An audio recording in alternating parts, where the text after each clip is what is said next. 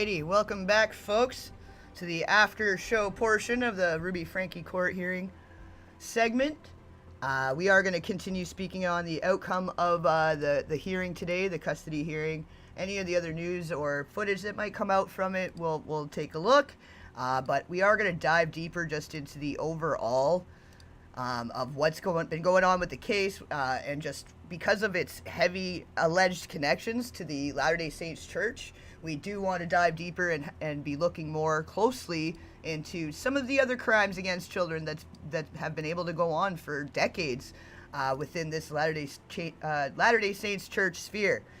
Because unfortunately, they have found a way to cover things up and move things around, and putting it in such a way that they're refusing to take accountability. I guess you could say they're putting it in such a way that it's not anybody's fault within the church, although it all is happening within the church sphere and within groups associated closely with the church, like, for the example, the Boy Scouts abuses against children. Apparently it was heavily connected to the Latter-day Saints Church, among other things, adoption schemes. There's been all kinds of stuff going on behind the scenes that, for the most part, people didn't realize was all interconnected, leading back to this Latter-day Saints Church, right? So, and they've done that on purpose. I mean, I personally didn't even know that the Mormons had anything to do with the LDS, FLDS situation, and I have had some awareness about those situations, that those cult-like groups. I've done studies over the years on all kinds of them, right? And we've looked at Scientology on here, and we've been looking at and discussing, some of those groups in past live streams already. So welcome to the after show, guys. I'll give you guys a couple moments to get in here. We didn't do a countdown or anything for this. There is just that little trailer ahead of it to load it into here, so you guys had something to watch before you got here. But we're not doing the countdown thing, so I will give you guys just another moment to get, and I guess give you a moment to get another beverage, or get a snack, refill your coffee, whatever it is. Use the facilities, whatever you need to do.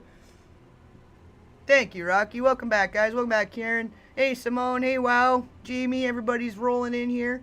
Thank you for joining us for the after show portion.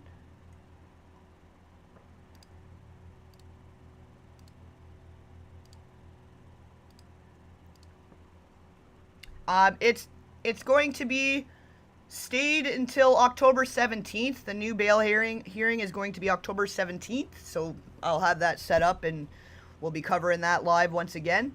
And then the mediation is October 11th. I guess there was a copious amount of new evidence that surfaced in the past week or so since the last hearing. They did subpoena medical records for the children. They have been looking and investigating, I'm guessing, too, more so into whatever was seized from the home in both Springville and at Jodi's home in Ivins, St. George. Caffey. Gabba Caffey. It's a little bit of a Canadian accent for you there. But anyways, yeah, so it has been postponed. The bail hearing has been postponed, but we are going to keep on with just the latest from what the outcome was today. We're going to be talking more about just the LDS Church in general. Actually, let me just flip this back over. I don't even know. That was like by habit. And you haven't already, make sure to like and share. And then we will proceed with the second half of this segment here.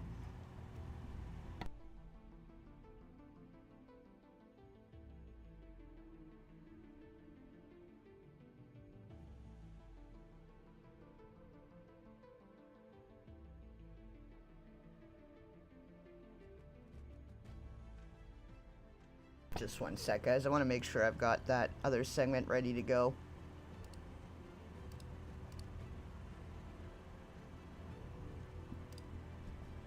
Public, so people can watch it right away, watch the replay right away, if they're still looking for that.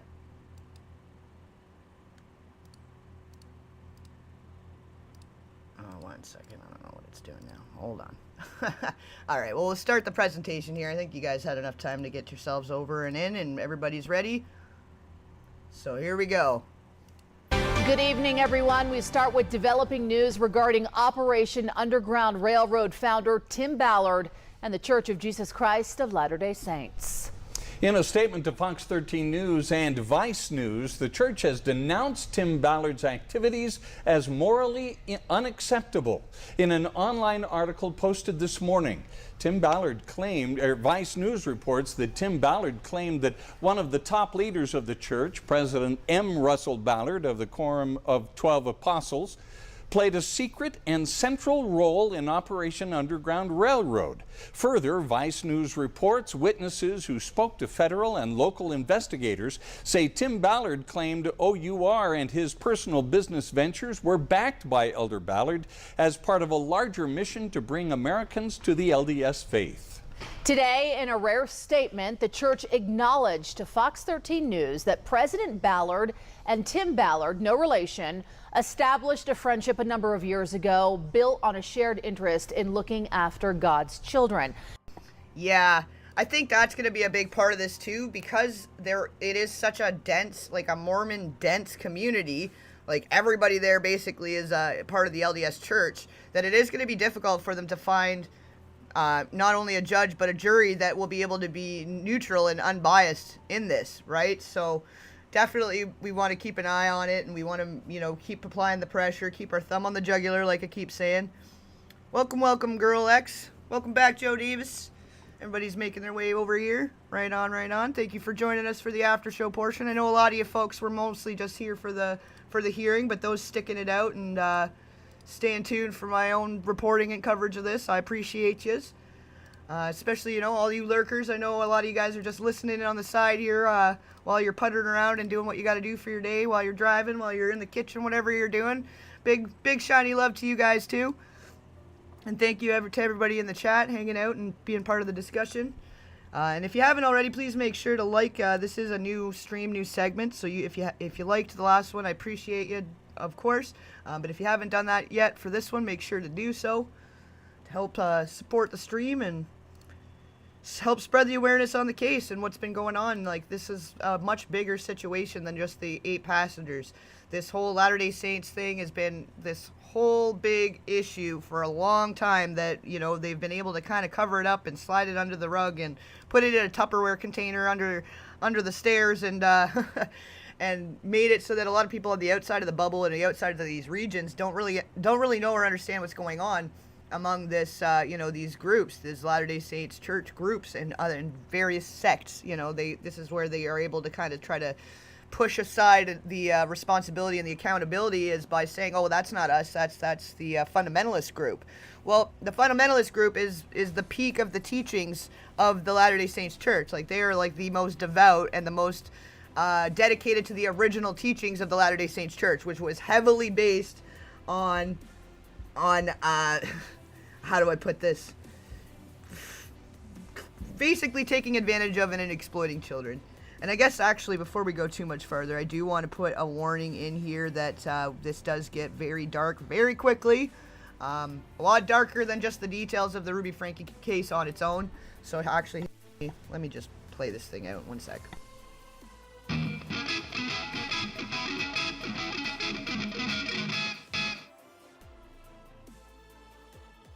Okay, I don't know if I remember to do it before on the other one, but I think everybody that was there for the hearing, they could assume that it was the same thing that we've been talking about the whole time, and that viewer discretion was advised.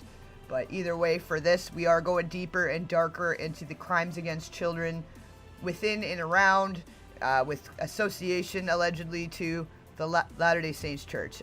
They've had the funds and the legal protection in ways also to be able to distance themselves from a lot of this stuff, but from my understanding and the research I've been doing and the deep diving in just understanding the religion itself, the original beliefs right back to the Joseph Smith historical stuff, watching some of their home videos, like what they would suggest for people to watch during their family home night, and like just some of their propaganda too, like their training videos for how to lure people in as friends under the guise of friendship and working together and being a community, but having the hidden agenda of selling them the teachings, like basically like a multi-level marketing scam just on its own, just as far as the teachings themselves go, let alone all the other crap going on.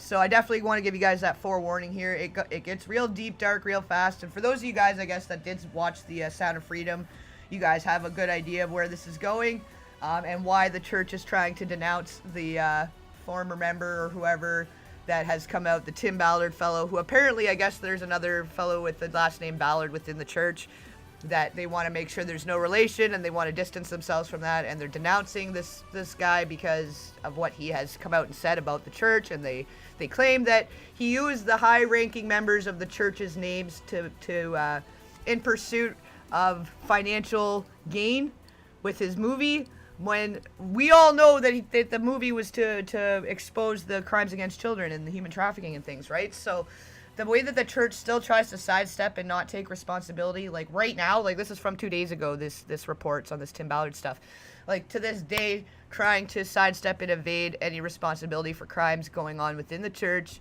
among the members, among high-ranking members, and just in these different groups and offshoots and sects that still are under the umbrella of the Latter-day Saints Church.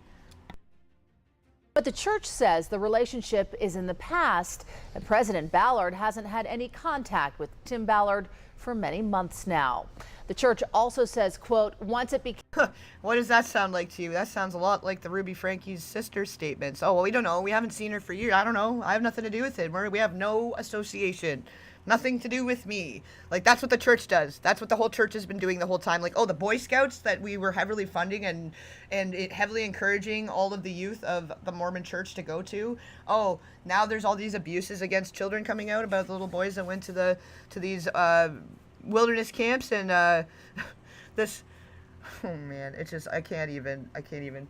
These abuses about the Boy Scouts, it's nothing to do with us, but it was though. Like, it very much was. So, like, we're all watching now. We're all looking now. We see it, eyes wide open on this, and we're not turning away anymore. Like, there's no way that this has been able to happen all this time, all these years, and nobody's done anything about it, you know. And I know that there's a lot of law enforcement agencies trying to do everything they can, trying to catch some of these leaders on whatever they can just to get them in prison so they can collect more evidence and collect more data, because a lot of these people in these groups, in these church groups, especially the fundamentalists, they're very heavily brainwashed, and they're afraid, they're terrified of law enforcement. And because of some of these situations in the past where you know, these types of groups and sects did need to be terrified of these of the law enforcement, like the Waco thing, you know, so that instance they've been able to terrify these people from talking to the law enforcement or having anything to do with them, when really they really just at this point just trying to save the kids, save the people, and show them like there's a whole nother world out here outside of this little bubble you guys live in, right? But they, you know, it's been this ongoing battle between what should be allowed as a religious belief and what should be considered against the law, you know. So it's you know, we want to be on the forefront of that battle. We want to be on the forefront of pushing for the justice and pushing for reform of anything to do with children, you know, any ways the children are being harmed or exploited or taken advantage of or abused. We want to be there on the forefront, and we want to be pointed out and pushing until something is done so that we are being more proactive as a society rather than reactive. Clear Tim Ballard had betrayed their friendship through the unauthorized use of President Ballard's name for Tim Ballard's personal advantage and activity regarded as morally unacceptable. President Ballard withdrew his association. Tim Ballard left OUR 3 months ago and has been rumored to be considering a run for the U.S. Senate from Utah. The church said today it never endorsed, supported, or represented OUR, Tim Ballard, or any projects associated with them. On another front, last night, Tim Ballard testified before the House Ways and Means Committee. He accused President Biden of being, quote, the trafficker in chief because of his administration's policies. The government has lost track of 85,000 minors that crossed the border unaccompanied. These children are prime targets for traffickers for sex or labor. Tragically, as a result of this administration's current policies, DHS and HHS have unwittingly become a child trafficking delivery service. This must stop. Fox 13 News has been trying to reach Tim Ballard for comment regarding the church's denouncement today. We have so far been unsuccessful. Ballard has been under investigation by the Davis County attorney for alleged communications fraud and witness tampering. That investigation is reported to be over. The Church of Jesus Christ of Latter-day Saints now suing its insurance providers for the cost of covering a sex abuse settlement. So it's all starting to come out from all these angles. All these people are starting to speak up and starting to put a front against them using insurance to fulfill these claims too, and to fulfill these settlements, because the church itself is like in the hundreds of billions of dollars of wealth, the Latter-day Saints Church. So if their combined wealth is considered to be Latter-day Saints Church, then probably that includes all these different sects, all these different groups, whatever the offshoots are. It doesn't matter what they're called or where they are or what they are in relation to the church. If their funding is going back to the Latter-day Saints Church, then whatever is happening within those groups should be the responsibility of the Latter-day Saints Church. The end, right? Like, that seems pretty simple to me, and maybe it didn't for the past few decades, for how much people were able to control the media, like these different wealthy, whatever, conglomerates were able to control the media and control the narrative a lot easier before, where now they can't, because it's the age of information and everybody talking, right? So now is the time. The time is up. 13 News reporter Ben Winslow has more. The Church of Jesus Christ of Latter-day Saints has filed a lawsuit against 2 of its insurance providers in federal court, demanding that they pick up the cost of a settlement for sex abuse out of West Virginia. Now, the church was originally sued back in 2013, accused of failing to report suspicion of abuse to the proper authorities as required under West Virginia law. Which, this is the thing too, right? Like, they're trying to spread out, and it's not like people are more aware now too, which is the good thing, because they you know, the hotbeds are like Idaho and Utah and some parts of Arizona, Hawaii, but they did spread out to places like Colorado, Texas, and West Virginia, you know, like wherever, these other states where this is where they're able to catch some of this stuff and be able to intervene and intercept some of these women being brought over the border. Because that's the one thing too, they don't want to tell you, that they're trading the wives. These underage child brides they make arrangements and have them go to these Airbnbs across state lines, across in wherever areas, and they're trading children.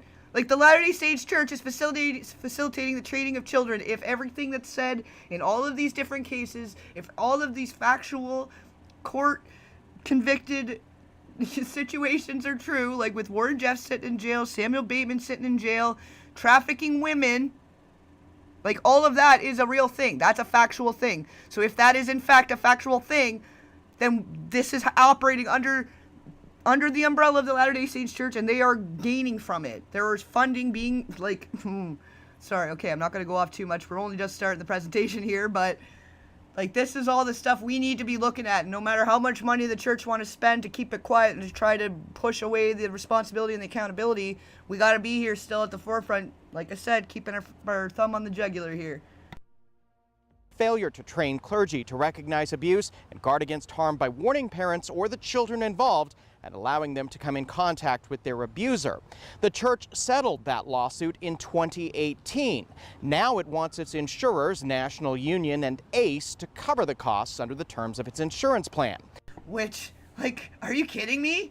Are you kidding me? Out of your hundreds of billions of dollars, you can't afford to pay for the reparations for the crimes that happen within your own church? And, like, from what I'm hearing now, they're being abused right at the off the hop at like 8 years old. When they go to get baptized and stuff, they have to talk to a greasy old man who asks them if they touch themselves, and all these other inappropriate questions that most kids at that age don't even know what the heck they're talking about. They don't even know what they're talking about. So their introduction to what's happening is, like, within their, you know, what their human bodies and what's going to happen or what they're going to expect. You know, this is introduced to them by a greasy old strange man that's affiliated with the church somehow, usually like a bishop or whatever, but sometimes it's just some member of the community to stand in for it.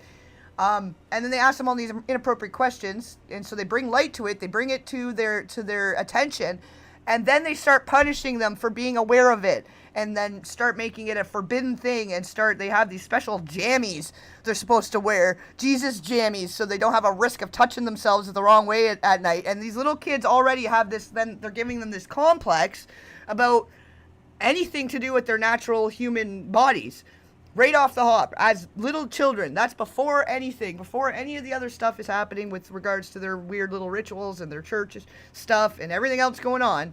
This is an abuse. Like, no adult should be asking children things like that that's outside of the family and when they don't even know what you're talking about. You know what I mean? So right away they shame them and make them feel like they're sinners right off the hop when they don't even know what's going on. Like them going through these little rituals to become a member of the church as a child is like they're just parroting the parents. Like from what I'm gathering from what other insiders, I guess, or other former members of the church are revealing about it, you know, this is what I've gathered based on what they're saying. So I don't know personally, but the kids don't even know what's going on. They're just saying whatever the parents tell them to say, and they're like, okay, and then everyone claps and everyone's happy for me. So okay, good, great, I'm part of the church now, you know. And then they're sitting in a room getting asked all these uncomfortable questions, but everybody does it, everybody's gone through it, so it must be normal, you know. Like, this is the kind of stuff that more people need to be aware of. Like, the whole world needs to be aware of what's actually going on here, because what they're out making it out to be was going on is a whole different thing. They're not just out here making bread and cookies and saving orphans. The insurers say in court filings the church's financial limits for coverage haven't been exhausted and the church should pay out of its own pockets. Sam Brunson, a law professor at Loyola University Chicago who specializes in nonprofits and tax law, says this is a typical insurance payment dispute even if the parties involved are noteworthy and the circumstances are unusual. For those of us who are used to car insurance or health insurance, it's kind of like our deductible. They said, we will pay your costs in excess of this deductible amount, but you haven't met it with this settlement. So then the church went and it sued saying, no, you really need to pay us under this policy. Now, how much money we're talking in this lawsuit, we don't know. That's because everything has been redacted in court filings, meaning we can't see it. The church declined to comment to Fox 13 News on its lawsuit, and lawyers for the insurance providers have not returned our requests for comment. A federal judge will take up this case with a motion for summary judgment scheduled next month. In downtown Salt Lake City, Ben Winslow, Fox 13 News, Utah. Funds weren't used the way they were appropriated to be used. As a Christian church, we believe that someday Jesus Christ will return. So here we go too, because I love how like the Christians and Catholics want to, they've all separated themselves too. Like, oh no, it's the evangelicans, it's the Adventists, it's the Protestants, it's the other ones. Like, they're all under Jesus, they're all worshiping Jesus, and apparently these, they think that just gives them free reign to be sinners, because then they'll just redeem themselves and they can all go to heaven after. And there's just all this monstrosities happening within all these different churches. Like, some of the worst abuses of all time. Like, I was looking into, like, the Jehovah's Witnesses is what we've got in Canada. And they have their own little wiki that's just about their abuses and crimes against children. And then we've got, yeah, like, there's the Seventh-day Adventists. We've got all these different groups of people. They keep splitting themselves off and separating to try to avoid taking responsibility for what's going on within these Jesus worshiping groups, which, don't get me wrong, they're not all bad. In every single group, sect, organization, there's going to be good and evil, right? But if there can be this much evil operating under the guise of good, that's a problem. That's a major problem. But that's not why we have those resources. It's for the continuing operation and for the future. Last night on 60 Minutes right here on 2 News, a whistleblower speaks out after reporting the Church of Jesus Christ of Latter-day Saints to the Internal Revenue Service in 2019, questioning how money is being spent by the church. Bishop Christopher Waddell, who you just heard from, defended the church. We just got to keep pushing and keep talking about it and not let it keep being covered up. Because that's the thing, if they're now very aware of the crimes within the FLDS portion of the LDS church, with not only the child brides and the child trafficking, but then also the fraud. There's a lot of fraud happening within the fundamentalist Latter-day Saints churches, which of course, because how do you hide the money that you're getting for trafficking these children, right? So where's the money going? Allegedly, all of that, like, let's say allegedly, like, but they're just giving the brides away for free. They're taking them, driving them hours in a trailer across state lines to let other people sleep with their brides for free. You think so? Like, come on, let's use our brains, right? So, and it's allegedly whatever, but then yeah, exactly, the Boy Scouts thing. There's all kinds of stuff, and it's all under the Latter-day Saints church. And if we keep our eyes on it, and we keep our thumb right on the jugular, and don't let them squirm out of it this time, like, that's what this case, this Ruby Franke case, has allowed for this many eyeballs and this much coverage. because we need to keep looking at it, and we need to not keep just forgetting about it like, oh, it's just some other weird polygamous sect over in the, between Utah and Arizona on the border. Yeah, forget about that. No, it all leads back to one main church conglomerate worth billions of dollars. So somebody got to do something, man. And their financial holdings and assets. David Nielsen, the man deemed as the whistleblower, was a senior portfolio manager at Ensign Peak Advisors for nearly a decade. Now, Ensign Peak is the affiliated investment management group for the Church of Jesus Christ of Latter-day Saints. After resigning from Ensign Peak in 2019, he filed a report with the IRS alleging the church had accumulated $100 billion in assets and used the money to bail out businesses with church ties and violated its religious tax exemption status. In the 60 Minutes report, the correspondent references information from Mormon Leaks, a whistleblowing organization focusing on exposing the Church of Jesus Christ of Latter-day Saints. Some of the tone in the 60 Minutes report focuses on a lack of transparency, especially with those contributing to the church financially, known as tithing. So then we have all these wealthy members now, too, those starting to speak out and starting to be a little disgruntled about how things are being done and how funds are being used within the church and how much of it's being used to just cover their own butts, For me, though, to be honest with you, Brian, I don't care so much about whether or not they bailed out an insurance company or whatever it is they spent the money on. I mean, if they did something illegal, they should be held accountable. But what the real issue is here is the fact that they kept it secret. If they want to bail out Beneficial Life and it's not illegal, do it. If they want to help build City Creek Mall and it's not illegal, do it. Just be transparent about it and let their stakeholders, which are the members, make fully informed decisions when providing financial support for the church. And I would guess that the majority of tithe payers in the church would continue paying tithing, even with the increased transparency, but at least the church would be on solid ethical ground. So Ryan and I spoke at length. He's covered this subject for years. Mormon Leaks actually ended their coverage in 2022. I also spoke at length with a religious studies professor today. So this is the thing, too, is like we have seen the parallels and the similarities between the LDS Church and Scientology and how they go about things and how they silence people and how they are able to keep this stuff covered up, right? So we got to assume that there's probably a good amount of that type of conduct happening. Allegedly, maybe, possibly, we're just speculating.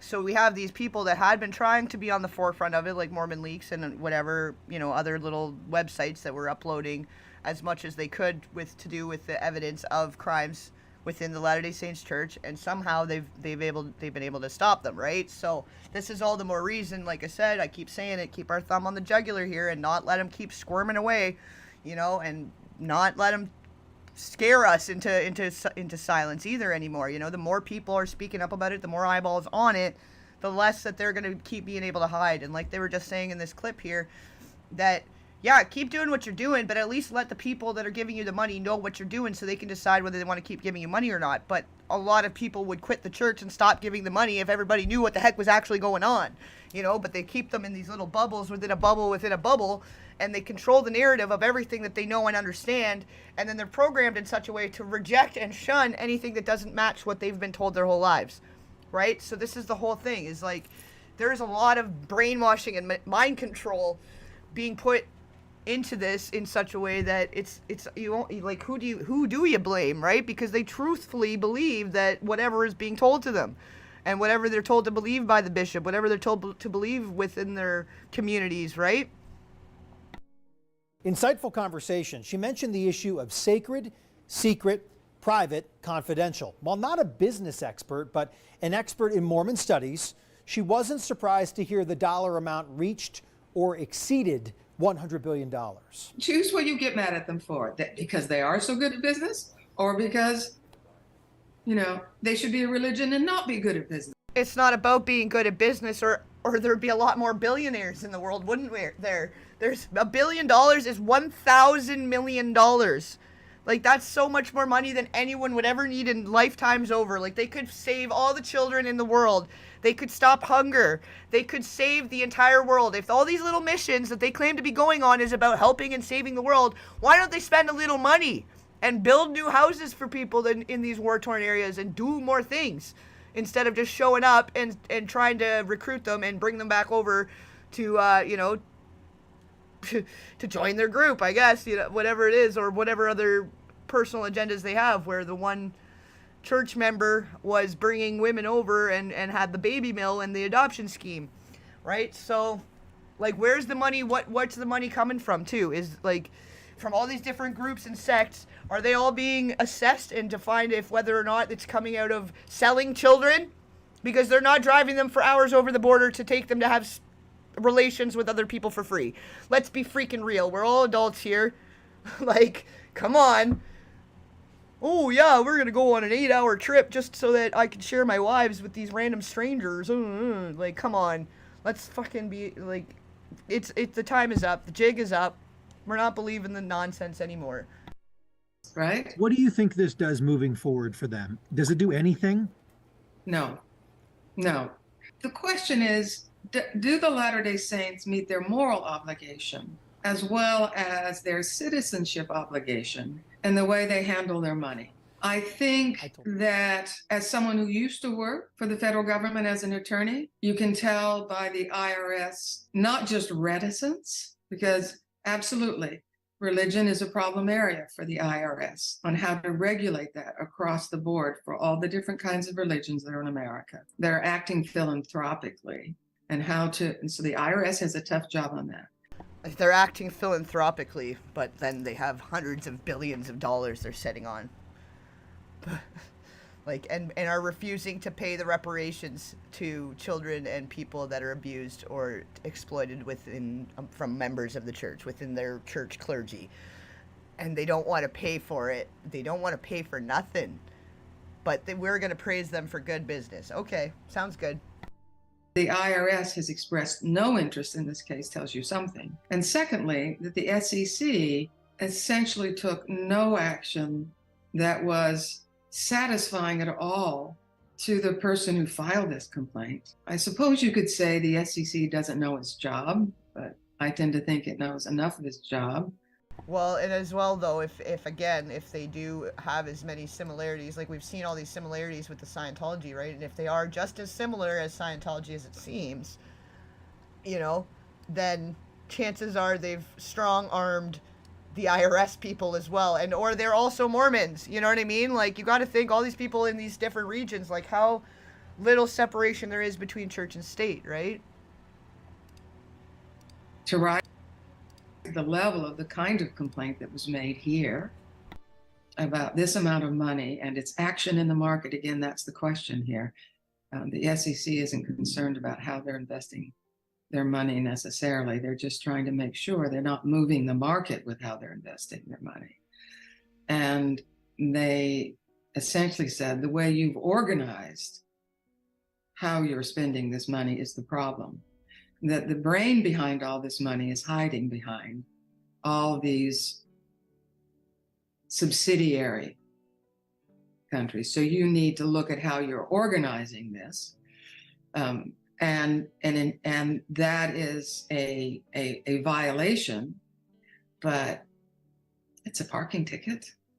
Yeah, well, that's the thing too. Exactly. When you've got hundreds of billions of dollars, any of these little problems that they have in between, like anything, like if they end up getting a fine, for them it's a parking ticket.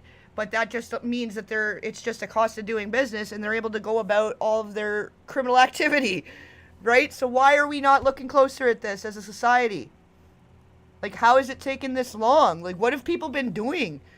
Have we literally been living with our heads in our asses for decades? Like, more so I'm going to blame the boomer generation a little bit. But I mean, also, they, again, like I said, we didn't have access to information or like a computer in our pocket or like, all of this opportunity the same way that we do now. So I'm not going to put the blame on you guys. Any boomers that may be in here. But, I feel like, yeah, we've all been living with our head in our ass for a long time and just didn't really know. But I think that's part of the process, that's on purpose. They don't want people to know. They don't want them to make these connections, right? Oh, right on, Joe. Thank you. No problem. Enjoy your day at work. And anybody that's taking off and starting their day, I appreciate you. Thanks for coming and joining us for the time that you did. Make sure to hit that like before you go, though. too, please and thank you. You may remember in February, the SEC charged Ensign Peak for 3 violations. Those were failing to file disclosure forms of church equity investments, filing forms for shell companies which obscured the church's portfolio, and filing forms mistaking Ensign Peak's control over the church's investments. Ensign Peak paid about $4 million in penalty to settle the charges. The church agreed to pay $1 million. I reached out to the SEC today. They would not comment further on this. We did also reach out to the Church of Jesus Christ of Latter-day Saints after hearing about this and seeing the whistleblower piece last night. They did release a statement that reads here in part. We'll highlight it for you so you can take a better look at some of this language. The church believes in being financially responsible by carefully ensuring it has adequate resources available to fulfill its divinely appointed responsibilities. They also went on to say it is unfortunate 60 Minutes sought to elevate a story based on unfounded allegations by a former employee who has a different view on how the church should manage its resources. The full statement is on our website right now, KUTV.com. A 14-year-old, she had a ring on her finger, on her ring finger. She had a ring on her finger. They've all kind of like hidden those. I mean, we know what's going on here. Yeah. Self-proclaimed prophet and fundamentalist church leader Samuel Bateman could have upwards of 20 wives, some of them underage. But instead of facing sex trafficking or polygamy charges, Bateman is charged with obstructing a federal investigation and aiding in kidnapping. You know, they always say they got Al Capone on tax evasion. At the end of the day, what is chargeable in this case and what is winnable in this case may be different than what was going on. Defense attorney Duncan Levin tells Law and Crime Network prosecutors brought charges against Bateman strategically. They're charging him with 2 things at the core of the case. The first is tampering with evidence, and the other is playing a role in absconding with some young women from basically a foster home that they were staying at. Those 2 things are not really what everyone is talking about, which is him taking wives and the entire aspect of the case that isn't really charged. But what this is talking about is him encouraging people to delete the Signal app from their phone, and from playing a role in moving people from one location to another. Those are the federal crimes here. So it's charged in a very conservative way, which is much more likely to help the prosecution get a conviction at the end of the day.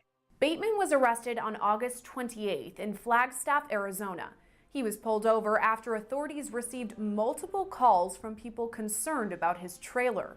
Why children are being transported in a vehicle. We're getting calls about hands sticking out of a vehicle.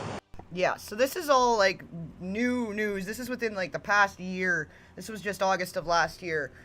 So Warren Jeffs, the original leader of the fundamentalist Latter-day Saints, was continuing as a prophet from within prison. But this man, Samuel Bateman, had came forward to be as like serving as the replacement for outside of jail and just carrying on as it were, which it's basically like, there's no way you're telling me that he had this all set up and was driving across country to do this for free with no financial incentive. Like, I don't know what you guys want to, if you guys tell me what you guys think. This is a discussion. We are just speculating here. But I do also want to point out these colorings, the colored dresses show rank. This is a ranked, color-coded setup here. They're not just fun, different colored dresses because they get a choice in the matter with the funny little outfit. It is a uniform based on color-coded, like as if they are all prisoners. Out of the trailer. So that is why we're contacting you guys, because it is unsafe for children to be riding in a trailer. Inside the trailer, investigators found 3 girls hiding, ages 11 to 14. The trailer had makeshift seats and a porta potty inside. And with this case, they had taken them from a foster home. They went and lured them and took them from foster homes, some of these kids, and then we're going to bring them back to their little cult thing, where you got to think some of these kids in foster homes, they were coming from really awful homes. So they're the most vulnerable point, right? Like, they're the most vulnerable people in this world is kids that have been abused and taken out of the home, right?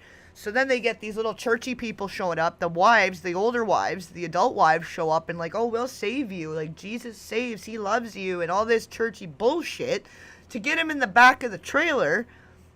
And then next thing they know, you know what I mean? Like, so it's not just, like, they're not just breeding them in captivity anymore or luring them through the pipeline from the Mormons, like, allegedly, maybe, supposedly. Who knows really exactly how it's going down, but we can put 2 and 2 together based on the puzzle pieces of facts that we have here, right?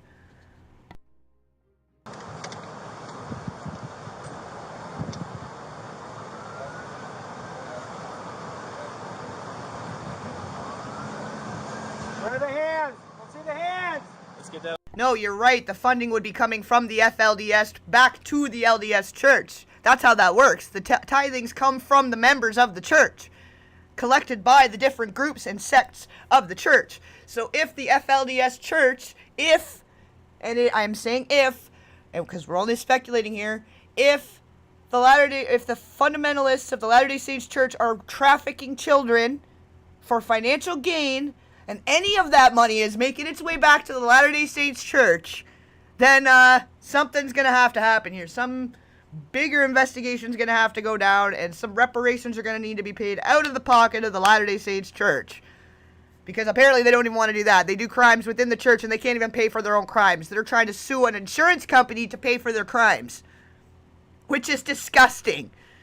Anybody that want to be looking that right in the eye and seeing that and understanding that and still want to be part of that whole situation after that, that's on you, I guess. But let's be adults here. Let's use our critical parts of our brain. Let's use critical thinking skills and not just listen to what we're told by people of power, people of authority, people that have all the money.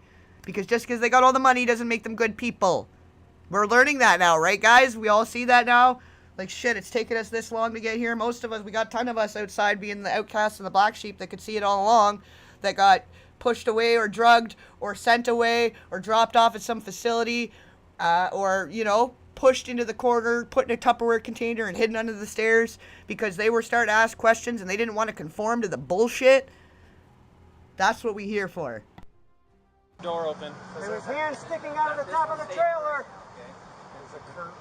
There's hands sticking out of the top of the trailer earlier. Let's see them. A new lawsuit claims the Church of Latter-day Saints and the Boy Scouts of America knew about sexual abuse going on in the Boy Scouts organization, but did nothing to stop it. 6 on Your Side's Marissa Morrison spoke to one of the plaintiffs today about why he decided to add his name and face to the case. Riley Gilroy says he was sexually abused as a 9-year-old member of an Idaho Boy Scout troop. Gilroy alleges it happened on a camping trip while sharing a tent with one of the troop's leaders.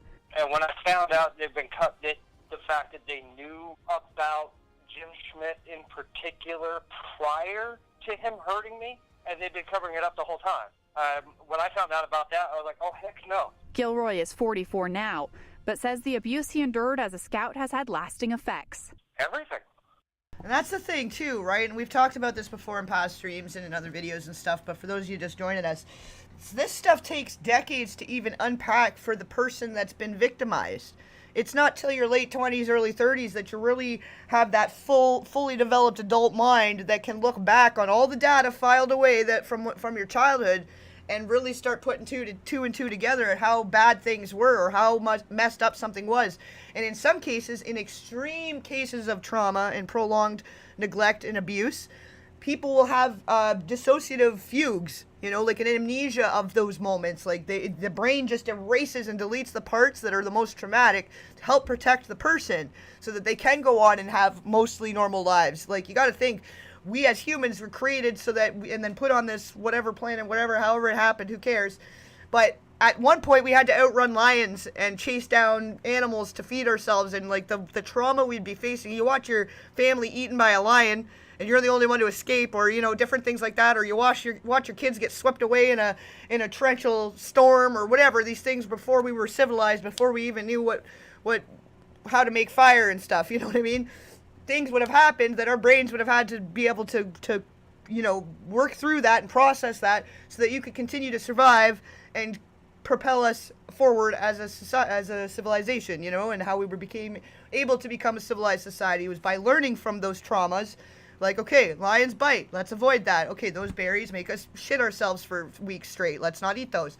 You know, like all those things somebody had to learn at some point. And now that we live in civilized society, what our traumas are that we deal with, it's not getting eaten by a lion, we don't got to worry about that. We deal with psychological warfare and emotional violence and like physical abuse, sexual abuse, all these different things, right? So then your brain still has that capacity to file that away and compartmentalize it in a way that it can literally take decades for that stuff to come to the surface and for you to make it, for it to be a clear picture and for you to have a clear understanding, right? So this is where this stuff's able to get away for so long too, because by the time a lot of these people realized it, there was nothing that could be done. But thankfully, because of all the voices being raised and people keep talking about it and everybody continuing to keep the thumb on the jugular, they've started changing the statute of limitations when it comes to children and when it comes to crimes against children and certain particular crimes in certain states. It's been changed and changing, and that's what needs to be done. Like, we can't keep doing things the same way we've been doing it the whole time. As we're going forward as a society and as there's new and inventive ways to be cruel and commit these unthinkable crimes against children, like, we need to be evolving as a society to be more preventative, right? So this is what makes this whole case such a big thing. And then with everything going on with the Latter-day Saints Church, if nothing else, it's been a big reveal, you know, like this little Russell. I keep making this comparison, so I'm sorry for those of you that keep hearing me repeat myself, but he's basically the Toto in this story of where at the Wizard of Oz, it was Toto at the very end that had the courage to run up and pull the curtain back to see what was really going on behind the curtain, right? That's what Russell is in this story. His great valiant escape, what must have been a terrifying escape, was what allowed the curtain to be pulled back on this whole situation. And so we're going to keep our eye on it. I'm going to keep talking about it, and we're going to keep our eyes on it. Like, you know, it might get quiet for a bit, and then we might come up, more things will come up in the future. And as we go, I want to keep covering the Scientology stuff too. I've sort of put that to the side, and I've got these long-form documentaries still got on the back burner here that I do promise I'm still working on that stuff too. I'm not completely sidestepping everything that this channel was to begin with. But anyways, let's continue the presentation here. My ability to trust, to have an emotional relationship with someone, even raising my own children, it's had a profound effect on my life.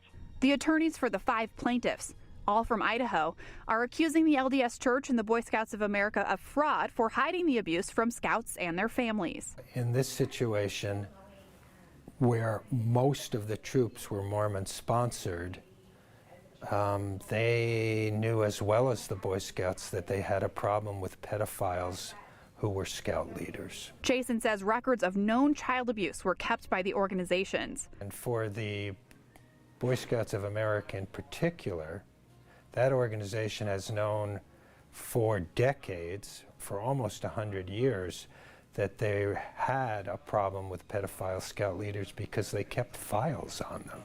Right, and then the church tried to shape it as, oh, we're distancing ourselves from the Boy Scouts of America because of the homosexuality that may be occurring, that some of the Scout leaders might be homosexuals. That's what they wanted to try and frame it as a few years ago when they decided to disconnect from them or whatever.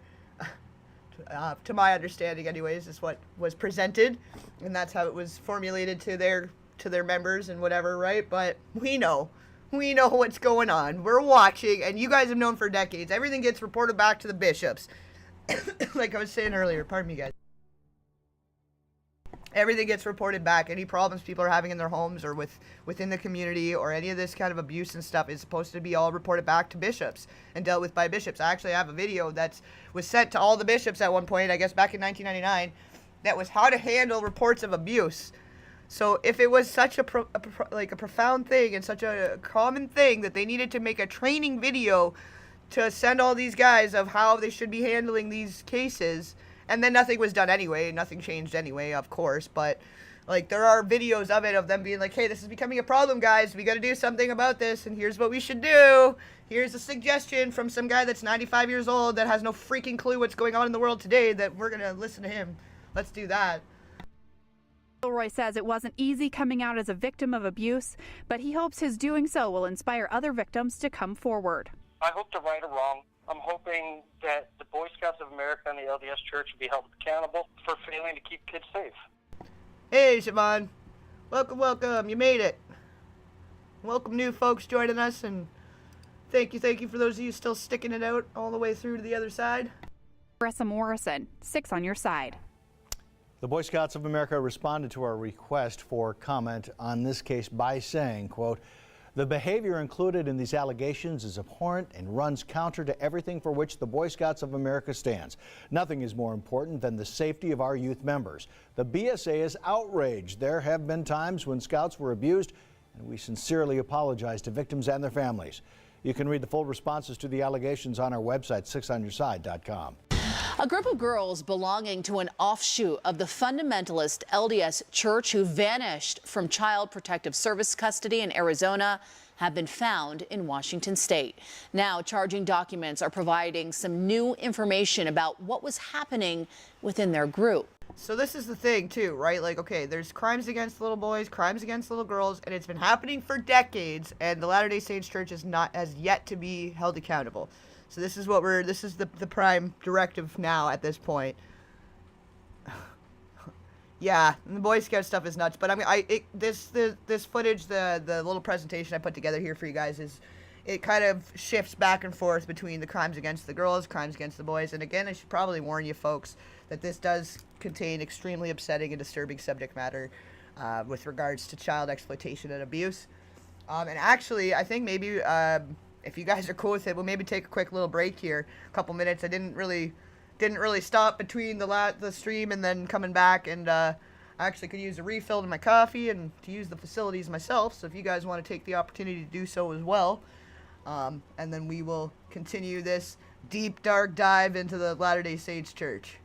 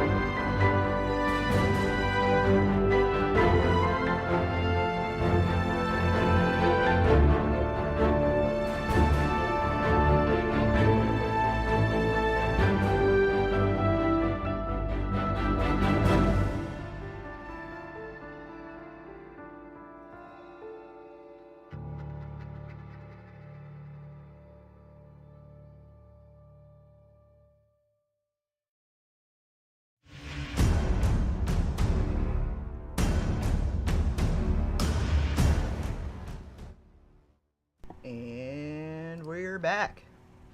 Thanks for hanging tight, folks. I'm going to take a little break there. We're ready to get back to her. Hope you guys are ready too. Fox 13 News reporter Ben Winslow has more. Federal prosecutors are leveling kidnapping and obstruction of justice charges against followers of Samuel Bateman, who leads an offshoot of the... We got an argument going on in here. What First Baptist Church would not send their tithing wouldn't send their income to Bert. So where does the wealth come from? Of course the tithings all go back to the main place. Where do you think it goes? Where do you think the Vatican gets all their money? Come on now. It's the Latter-day Saints Church. At the end of the day, it's the Latter-day Saints Church. They are both under the umbrella of the Latter-day Saints Church. So how do the members of all of the churches stay, like, this is the parts that we have to put together on our own here that, of course, that's not what they want us to know. Of course they don't want us to think that. Of course they wouldn't want it to look like that on paper. But of course, between all the different shell companies and everything else, they've been able to evade the IRS for all this time. And if there were frauds happening within a portion, a sect, a group within the Latter-day Saints Church sphere, should the Latter-day Saints Church not be held responsible for that? That's my question. Fundamentalist LDS Church in Colorado City. An FBI affidavit says Bateman has more than 20 wives, many of whom are minors, most under the age of 15. Bateman allegedly has impressions of Heavenly Father's will to encourage his followers, including the minor children, to engage in sexual acts and relies on that submission to do his own will. In September, Bateman was arrested in an FBI raid in Colorado City. Court documents filed against him accuse Bateman of transporting girls inside a locked, enclosed trailer and trying to cover up evidence. 9 girls were taken into state protective custody. Trent Nelson, a photographer with Fox 13 News partner the Salt Lake Tribune, was there when it happened and took these photos. The fundamentalist Latter-day Saints are still part of the Latter-day Saints Church. They are just under the original teachings of the LDS, and then just the regular LDS that broke off is like, oh no, we don't do polygamy or child brides or any of that. That's not us.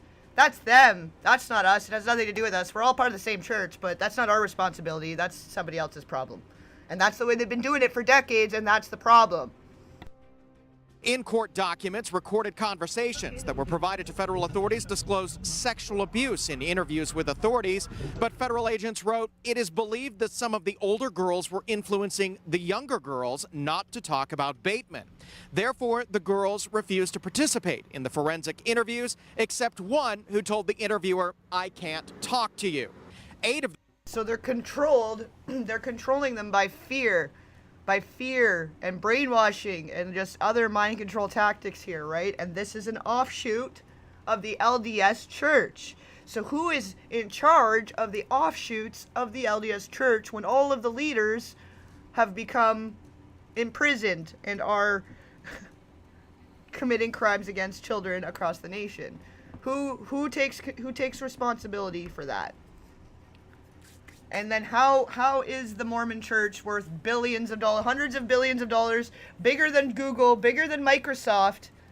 How do they have so much money if they don't get all the tithings coming back from all the different churches back to the main thing? Where's the money come from for them to invest?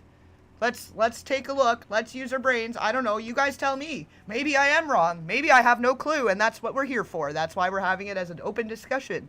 And we are speculating in some ways, but we are basing and making educated guesses based on facts. So, fundamentalist, FLDS. FLDS. Fundamental Latter-day Saints. At the third pedestal of the kingdom of glory, the celestial fundamentalist Latter-day Saints. That's what they would like us to believe, and that's how they've wanted to do it for a long time. That yes, the LDS is separate from the FLDS, completely separate. We're not the same. Okay, of course you're not the same, and you are separate groups, but operating under the umbrella of Latter-day Saints, right? So should the leaders of the Latter-day Saints not take some responsibility and some initiative in the crimes against children happening under groups that are affiliated with the Latter-day Saints? Maybe I'm wrong. Maybe you guys tell me if I'm wrong. But if you are the F on LDS, then the LDS should probably take some responsibility for the fundamentalists. Should they not? Maybe? No? Maybe I'm wrong. Maybe maybe we just keep doing it the same way we've done it the whole time because that's obviously working so well. Girls then vanished from group homes in Arizona Child Protective Services custody. They were located in Spokane, Washington last week, where federal agents arrested one woman who's believed to be one of Bateman's wives, accused of kidnapping them. She's now in jail and will be transported back to Arizona to face charges. In court documents, the FBI writes that Bateman claims to have inherited the role of prophet from imprisoned polygamist leader Warren Jeffs. But as Fox 13 News reported back in August, Jeffs has been reasserting himself as leader of the FLDS Church from his prison cell in Texas. Federal agents write in court documents that Bateman has had a number of video calls with his wives. Right. Okay. And then what is happening with the money being given to all these churches? Exactly. They all go into the church, to the main church, to the Latter-day Saints Church. Prove me wrong. I mean, you're welcome to prove me wrong. Change my mind. Like, that's what we're here for. That's what we're here for. So if you don't think that the LDS Church should be held responsible for any groups or sects under the umbrella and sphere of the Latter-day Saints Church, prove me wrong. Tell me. Find me the information that proves that they are completely separate and it's a whole different thing. I'm welcoming it. Please do. Please change my mind that the Latter-day Saints Church should not be held responsible for the fundamentalists, the most devout to the original teachings of the Latter-day Saints Church. Let's keep them separate, right? Like, tell me. You tell me. They are affiliated by being under the umbrella of the Latter-day Saints Church. Prove me wrong. Instead of just arguing with me, why don't you prove me wrong? Why don't you find me some data that shows any separation to any other person in this world? Please tell us. Please tell us. I'm dying to know why the Latter-day Saints Church should not be held responsible for their fundamentalist Latter-day Saints. To believe that they are on the run. He is currently facing federal charges of obstruction of justice, but these latest court filings suggest that more charges could be coming against him. In Salt Lake City, Ben Winslow, Fox 13 News, Utah. Bateman was detained when he refused to cooperate with authorities. What is your name? Samuel. Samuel what?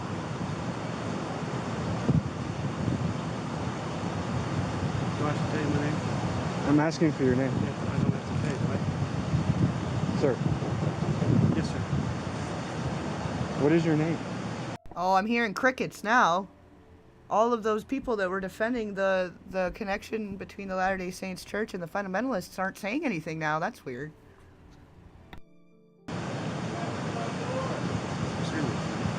Samuel what? Is he the driver? Yeah. Okay, you have to identify yourself. So who takes responsibility for them? Do we ask the Sky Daddy to step in and protect the little kids? Or do the members that chose to break off from the fundamentalists, because it's so wrong, do something about it? If it's so wrong and they don't want to be associated and affiliated about it, being the Latter-day Saints teachings, the original teachings, why don't they take responsibility?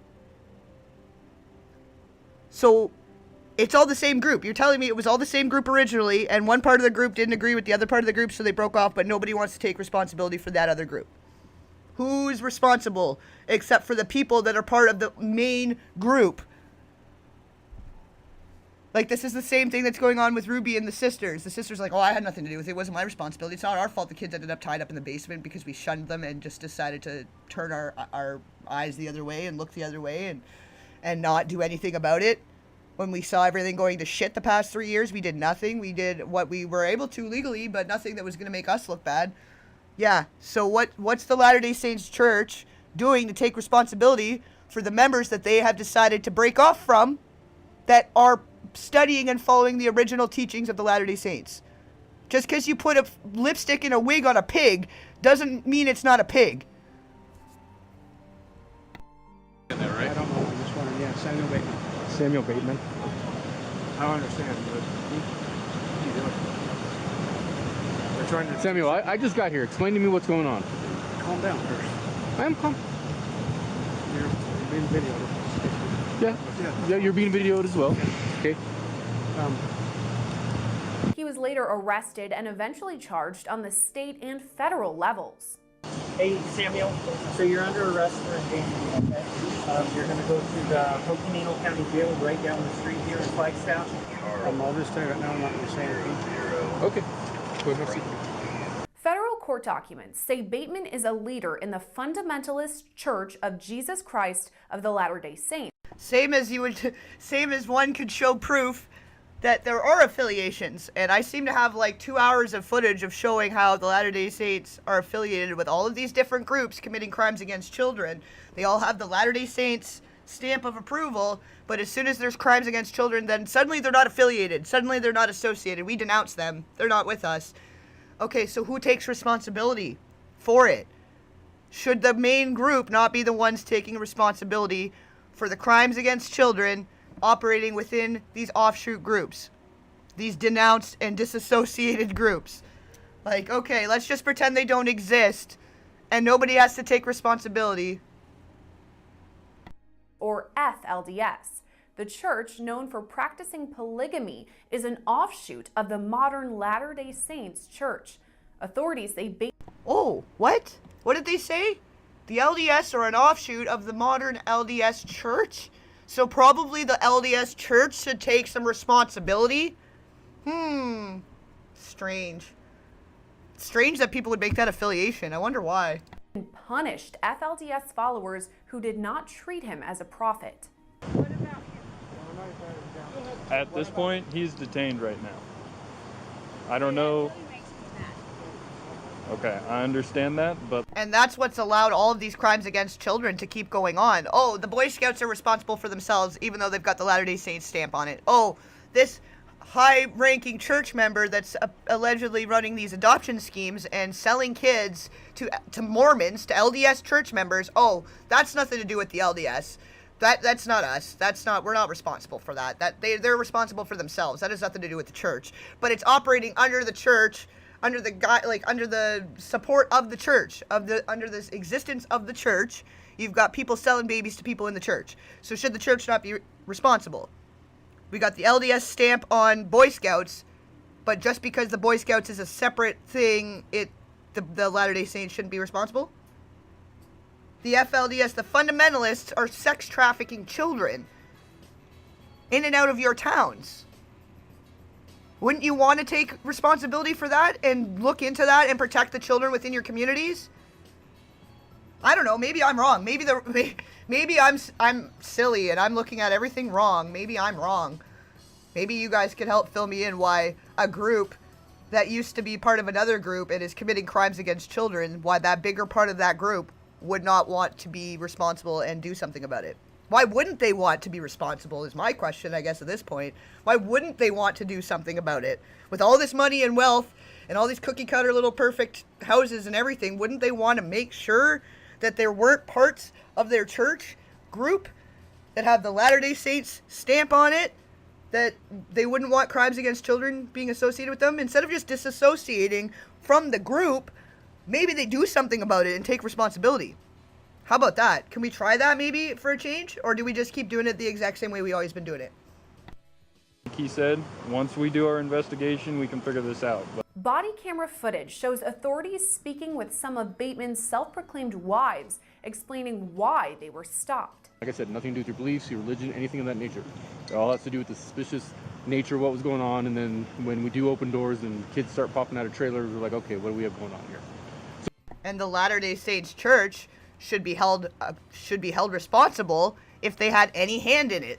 Same with this Jodi Hildebrandt situation. If in fact they had been recommending her to people for decades after what was reported by her own niece, by Jessie Hildebrandt, back in 2010, and then again in 2012 by Adam Steed. There were reports. People knew about it. And the LDS Church continued to recommend Jodi Hildebrandt, allegedly, and to fund her, allegedly, and to praise her, allegedly. So if, in fact, that is all true, should the LDS not be held responsible for how much damage they allowed to happen under their funding and recommendation, allegedly? So if every LDS member, if it seems like there's a high concentration of LDS members committing crimes against children, should the LDS Church not take responsibility?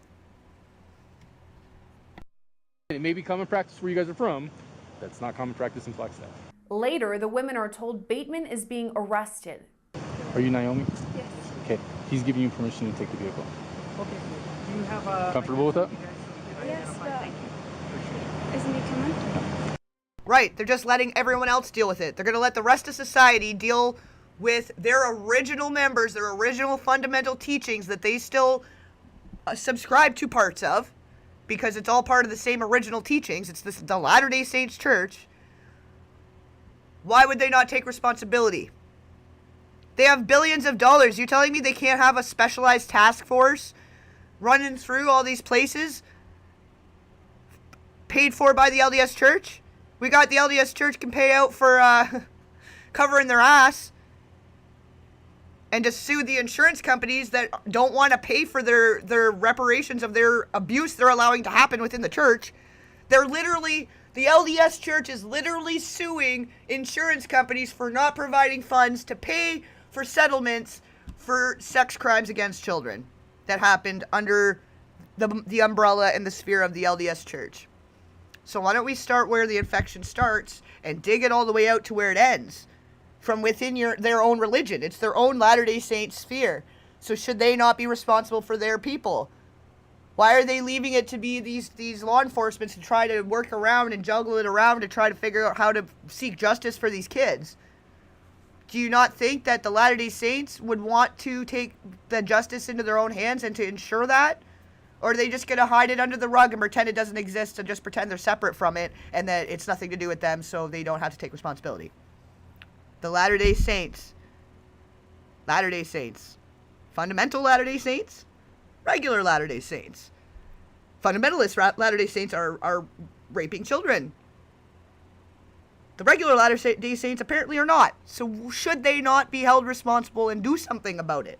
They've got all these missions with all their people. They're spending all this money to send all these people to third world countries to try to brainwash and recruit new members, but they don't have money to prevent harm against children. I'm sorry, what is the purpose of the Latter-day Saints Church? What are they actually doing for the world? Somebody fill me in what exactly they're doing for the world, if not helping protect if they can't help protect the children in their own Latter-day Saints sphere? Following Bateman's arrest, 3 of his wives were arrested and charged with federal counts of kidnapping and impeding a foreseeable prosecution. Levin says even more charges could be on the way. 4 people are under arrest so far. There may be more in coming days and weeks. And I think that's something that we'll keep an eye on as the evidence develops. We'll get a sense of whether they're going to be taking in more people. It is an effective strategy that prosecutors often use to try to get people at lower levels of an organization and flip them all the way to the top. Because they've chosen to not have any control or responsibility. But if I was a leader of a church and there were people that broke off from the church because they weren't doing right under this new church teachings, I would take personal responsibility to make sure they stop doing the wrong things under any affiliation with the original church. I wouldn't want any crimes against children happening on any offshoot. I would take full responsibility and not expect it to be anyone else's problem, because it would be based on the original teachings that I had presented, right? If my original teachings, so if the original Latter-day Saints teachings caused crimes against children, so at some point they decided to divide, who was going to make sure there were no more crimes against children? We just allowed it to keep happening because it was a religious belief and they have like immunity or something, and they can continue raping and marrying off children and trafficking children because they have FLDS immunity. Like, I'm trying to understand. I'm trying to understand why the Latter-day Saints don't have to take responsibility for the crimes of the people that still believe the original teachings of the Latter-day Saints. Can somebody explain that? That would be awesome.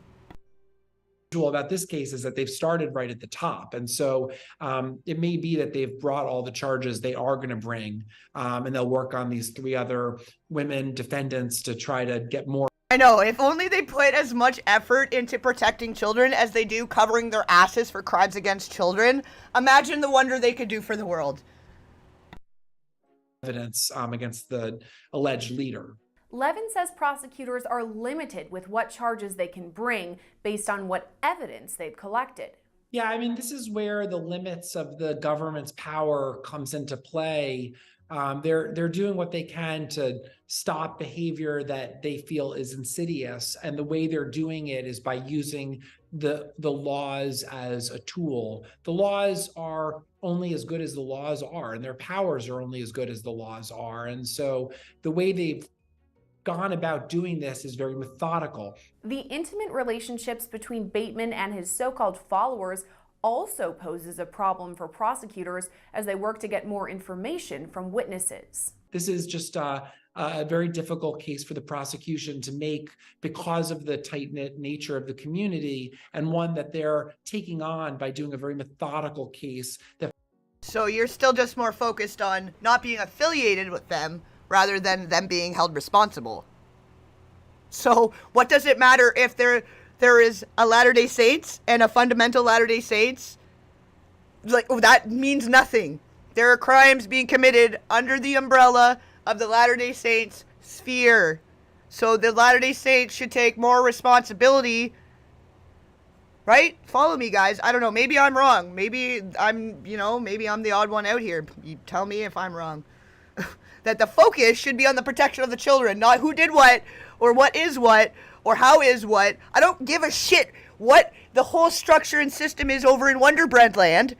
I give a shit that there's children being harmed over there. So why don't we start giving more of a shit about what fucking matters? Pardon my language.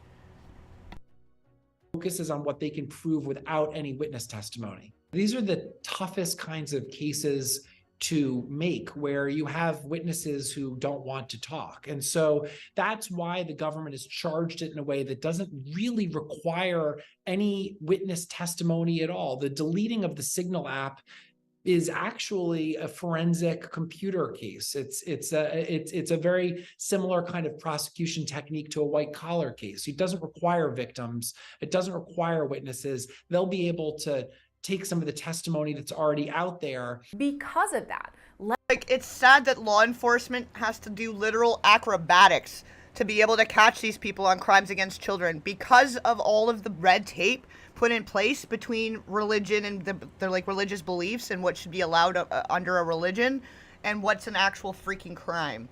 Like, this is the problem. Like, we should be embarrassed that these guys have to catch the guy on trying to destroy evidence and not the fact that he's raping kids and trafficking them, stealing them out of fucking foster homes, taking them back to their little compounds and raping them. Let's be real here. Let's start being real about it. I know it sucks to hear it, and it's hard to hear, and it's traumatizing people right now, maybe. I did give a forewarning that this was going to be upsetting, that it would be a mature subject matter that may be disturbing and upsetting due to the exploitation of children. So let's call a spade and start looking at the problem here and stop bitching about who is supposed to make the solution, and just as a whole start realizing we need a solution and start working towards that instead of arguing about who's to blame. Because that's literally what Ruby's sisters just sat there and did about, oh, well, it's giving us such a bad name and it wasn't our fault. We had nothing to do with it. We broke off from them years ago. Yeah, that was Kevin's fault. He's the leader of that group. Ha! Cool. Guess what? Both of them are high, upstanding members of the Latter-day Saints Church. So once again, I'm seeing a common denominator here of who should maybe take some responsibility. It says prosecutors cannot plan to form their case around bombshell witness testimony. Now, obviously, they'd like to supplement that with more people saying, yes, he told us to delete the Signal app. That would shore up the case, but it doesn't hinge on it in particular. It means that they have a base to begin with that doesn't require them flipping anybody. But you're absolutely right. In a tight-knit community like at this day and age, the separation among churches means sweet fuck all if there are children being harmed within it. Within any sphere. Any Church of Jesus anything. All across the nation. There seems to be a lot of Church of Jesus everything. For some reason, Jesus has given everybody free reign to commit crimes against children. Because I'm seeing an awful lot of common denominators here that are people that think that they can commit crimes against children for their whole life and then just go and get forgiveness from the Sky Daddy and everything's fine. So maybe we need to start looking more at how all these churches are divided and why. And why they have all these shell companies and why all their money is funneled through in such a way and why they're doing these missions to places where there's children in need that are being displaced and destabilized and what's actually happening during these missions. Because it's not just grandma bringing cookies and selling them the faith.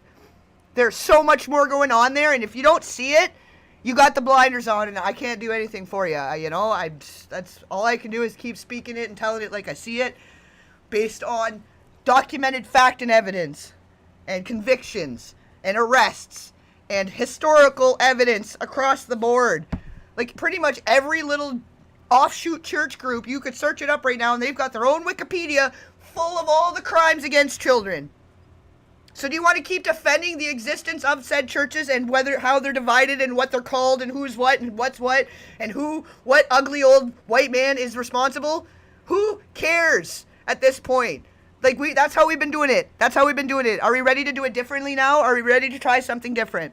Let's try something different maybe one time. Let's try it for like 15 minutes. And if you don't like the pursuit of the protection of children and trying to prevent harm to children, and you'd like to just keep allowing them to be harmed the way that they're being harmed while you just leave your hands in the air and let somebody else deal with it, you go ahead. That's your business. Where a lot of the witnesses, a lot of the alleged victims are not going to wind up flipping or talking to authorities. They're building the case the way that they have to. There may be other charges where they believe that other federal laws were broken. But until they feel like they have enough evidence to actually convince a jury of that and to sustain the charges, they may be reluctant to do that. So they're doing this strategic. Like all across the nations. Like here we've got Jehovah's Witnesses doing the door-to-door bullshit that are doing the whatever harm against children, and we're going to talk about them soon too. We're going to be talking about all of them. We're just going to start talking about the crimes against children within churches until somebody fucking does something about it. Like, it's gonna be in your face all day, every day. Maybe not quite to that degree. I'm only one person, but I'm gonna keep screaming it from the freaking rooftops because I think we found the center root cause of most of the infection in the entire world. These people with most of the world's wealth and world's money that's been sitting there on their little happy throne, big golden shiny fucking throne, with a golden scepter shoved right in their bottom. Pretending like none of the crimes against children have anything to do with them. It's always about the cover-up. It's always about pointing the finger, and it's never about who's going to take responsibility. I would believe in a church that actually stands up and wants to take responsibility and says, yeah, we've done wrong by allowing people of our church to break off and commit crimes against children. Here's what we're going to do about it. How about we have more of that rather than, oh, no, that's them over there. That's Utah. They're weird. We don't know. I don't know. That's maybe, oh, no, that's Idaho. No, that's the people over there. I don't know. Well, they're going over state lines and trafficking kids and stealing them out of foster homes now. So who's going to do something? Somebody going to do something? Are we going to sit with our thumbs and up our asses like this guy over, all these higher up church people with their funny little muffin hats and their golden scepters planted firmly up into their bottoms? To get a conviction, and they will bring more charges if they feel that they have evidence to support those charges. Bateman's federal trial is expected to begin on March 14th. He's pleaded not guilty to those charges. The family of Utah polygamist Tom Green says he died Sunday of COVID-19. Yeah, it's all the same thing. It's all the same teachings. It's all the same playbook, but with different words and different titles. It's like nobody was original when it came to like, okay, we want to have people by proxy worshiping us, so we want to use this God idea and this Jesus idea. Okay. And then they Mad Libs to everything. And then they're like, okay, this is our religion now, and let's add in things that we like. So the original LDS teachings was, well, we want to marry children, so can we work that in? And Brigham Young and Joseph Smith were like, yeah, we're going to marry children now. The end. Forget Christianity and Catholicism and them doing it in the rectory by secret and having to hide it. Let's just be out in the open about raping kids. That's a great idea. Let's start a religion and pretend we read it off some golden plates, and then we could never recreate the same teachings because it was bullshit. But we're going to pretend like we were like a prophet and we read it off some golden plates and we have to keep them secret because they're golden and somebody's going to steal them. Like, fuck off with your original bullshit. And who is to blame for still following some of the teachings of that original freaking bullshit? At the age of 72. And it was that family that sent Green to prison for 6 years and also brought him international attention in the 1990s and early 2000s. Fox 13's Nate Carlisle looks back at Green's life and death.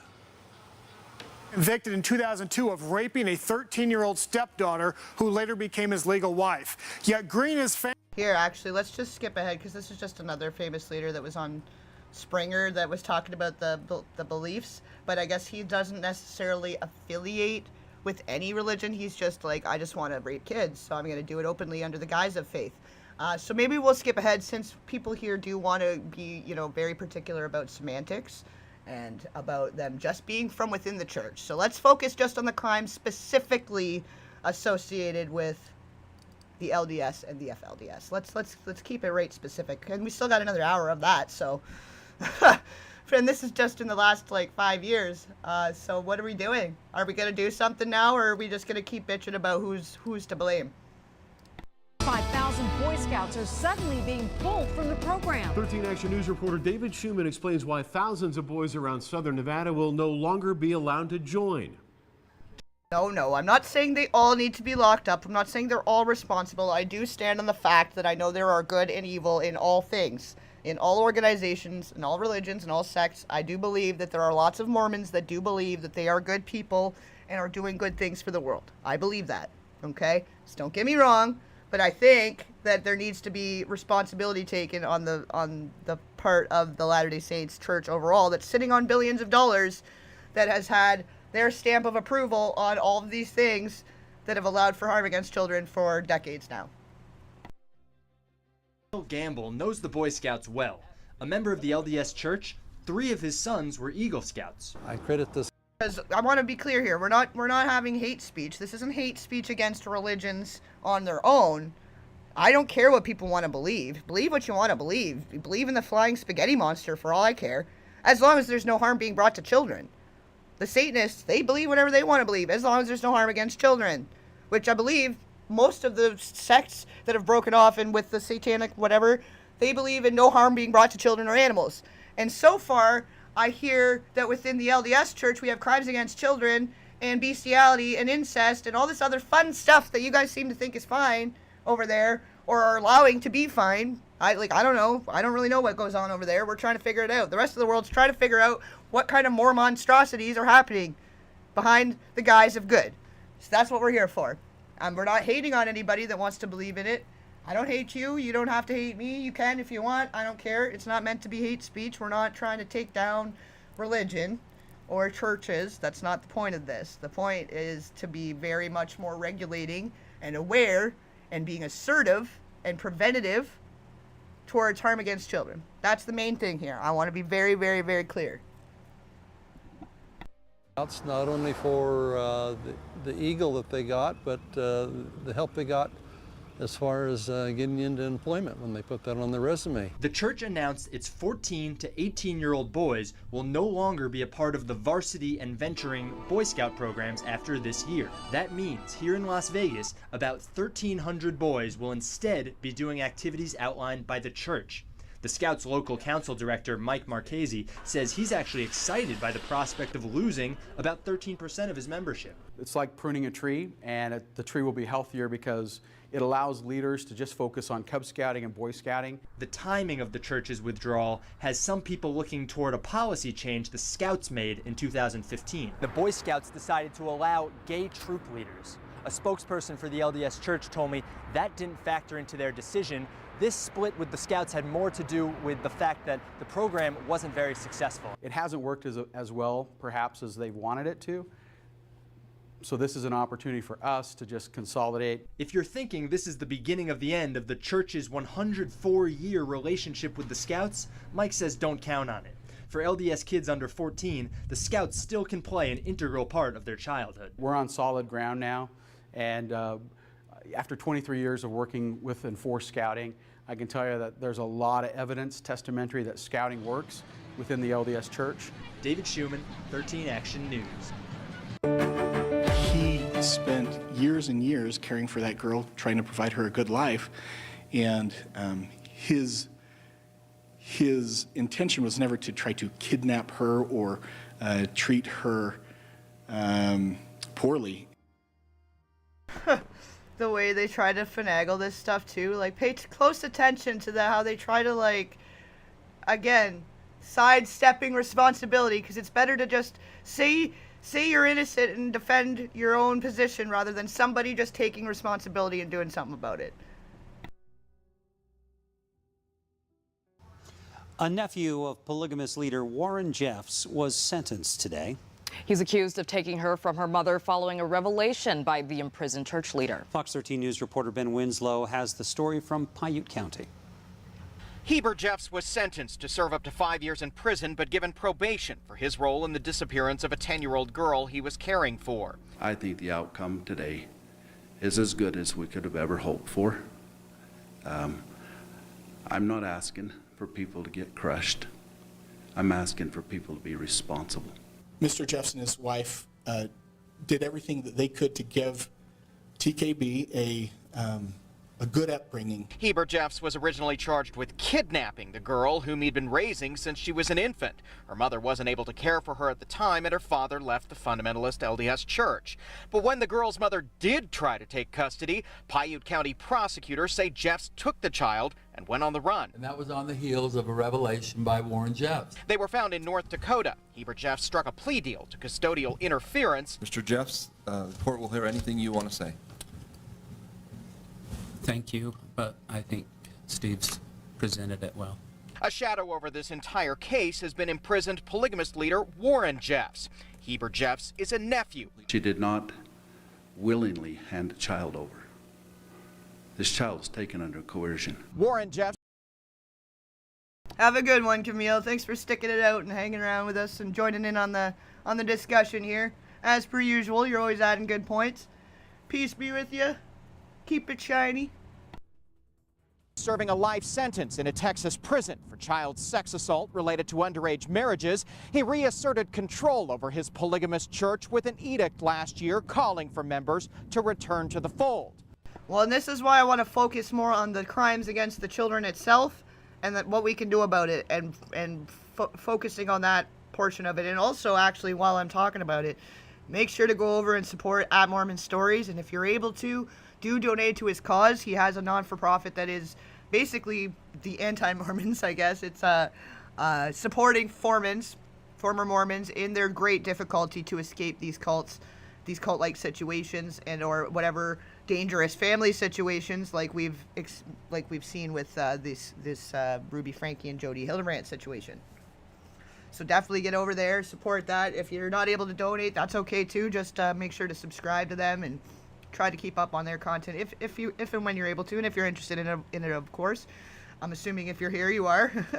But definitely support that channel as well. He's doing a great deal of help and good for people trying to get out of that, because that's the problem. It is so difficult to escape from it, especially being born into captivity, and especially if, you know, being a child born into a family that's they decide your religion, they decide what you're supposed to conform to, and there's a lot of pushback just in their own households, let alone, you know, and it takes a lot of them till they're adults to be able to get out and figure it out. But then by then it's like they're already indoctrinated in a lot of ways, and forced to conform. Otherwise they're treated like with Jesse Hildebrandt's case, you know, like you got to wonder how much abuse and physical, psychological, emotional violence is happening within these homes because kids don't want to conform to the religion that their households decided for them.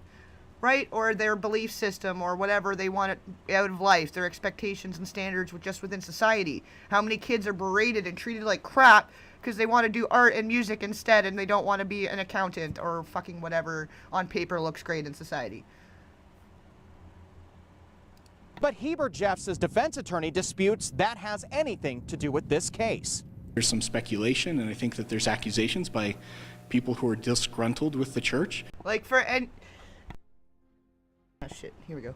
For anybody that's had to escape a wild, abusive home situation, like, this is what we're here for. This is what we're speaking to, because I think this goes across the board. It's not even about religion. This is just a situation and a case and a circumstance that we can analyze, and we can assess it, and we can educate ourselves through that.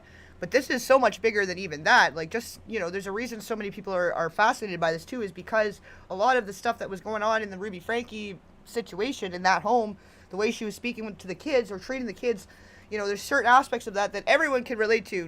Maybe not everyone, but anyone that's come from a dysfunctional home or a toxic home life and dealing with that kind of psychological warfare and violence and emotional violence, like, anyone can relate to that kind of trauma. You know, they're like, trauma is the same in every language. It's the same in every race. It's the same in every country, you know, and the results of that are quite the same as well. You know, it may manifest differently for each individual depending on the abuse and the trauma and their circumstances. But at the end of the day, man, the amount of damage that's been done to kids over decades because of religion, because of politics, because of whatever reasons, because of whatever dysfunction in a household. Like, this is the stuff we're trying to peel it back and get to the root cause of it and do better as a society. Like, that's what we need to do at the end of the day. That they speculate that was part of this case, but it wasn't. This defendant, her brother, told her things have changed and then left. She was under no illusion other than they were going to North Dakota, and it was because of the revelation. In Junction, Ben Winslow, Fox 13 News, Utah. A Boy Scout is trustworthy. Like, at this point, maybe we just need to start a church and call it the Church of, like, you know, freedom of concern, because the first frigging rule is going to be do not bring harm to children. Protect the children. Do not bring harm to children.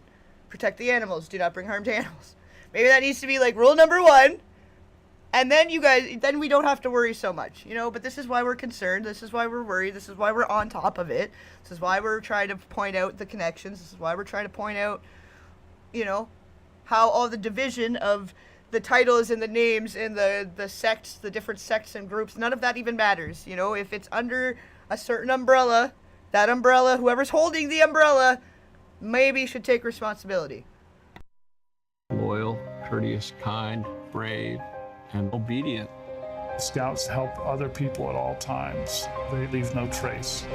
One thing about scouting, once you're in, you don't leave. Parents gave the Boy Scouts the most valuable thing they had, their children. And the Boy Scouts told parents, you can trust us. We will be good for your son. The leadership of the Boy Scouts had identified over 1,000 men that were using the program to abuse boys. They viewed this as a fire to be put out, a secret to be kept. See, and this is the problem. The Latter-day Saints Church has put a lot more effort into covering up crimes against children than it has taking responsibility for and doing something about it. That's the problem here. It doesn't really matter who's who and what's what. If there's a Latter-day Saints Church stamp on it, they're holding the whole umbrella. They have the whole big umbrella rainy day fund of billions of dollars. So should they not take a little more responsibility? Right? Like, that's where I'm trying to get to at the end of the day here. At first, he was just a nice guy. It wasn't even like a week. It was the night I got there, he started doing stuff. I just thought, what is going on? And is this normal? It got much worse from that.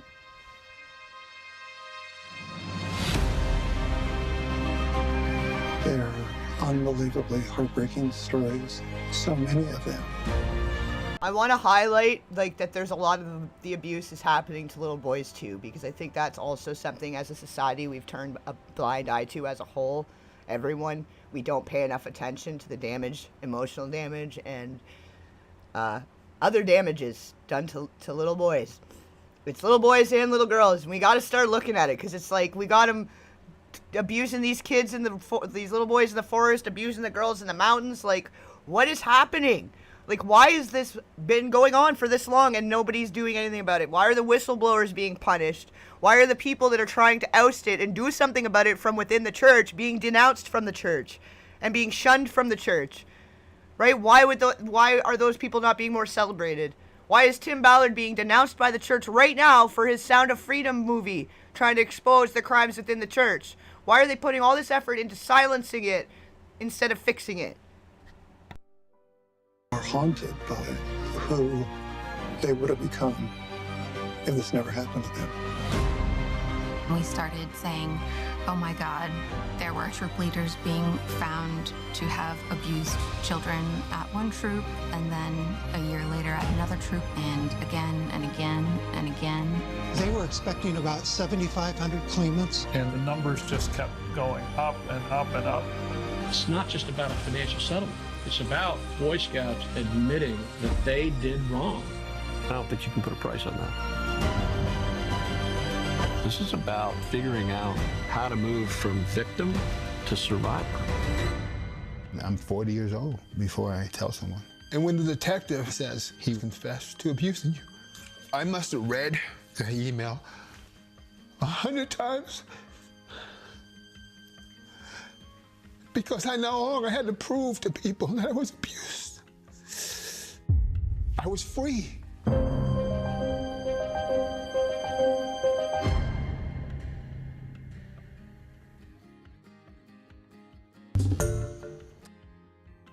Oh, let me skip ahead on this. Been mighty busy trying to keep up with all of this, so some of this hasn't been clipped as finitely and thoroughly as it usually would be. I apologize for that. Let me skip through here. It's still hard, friends. See, you know, and this is all it is. This is like, we want to be able to have the discussion, but I think that a lot of people are set to go so on the defense of the church itself that they forget what's actually in front of them and what's actually going on, and that's what we need to, why we need to keep the focus on it, and why we got to be like we keep saying, the thumb on the jugular, you know.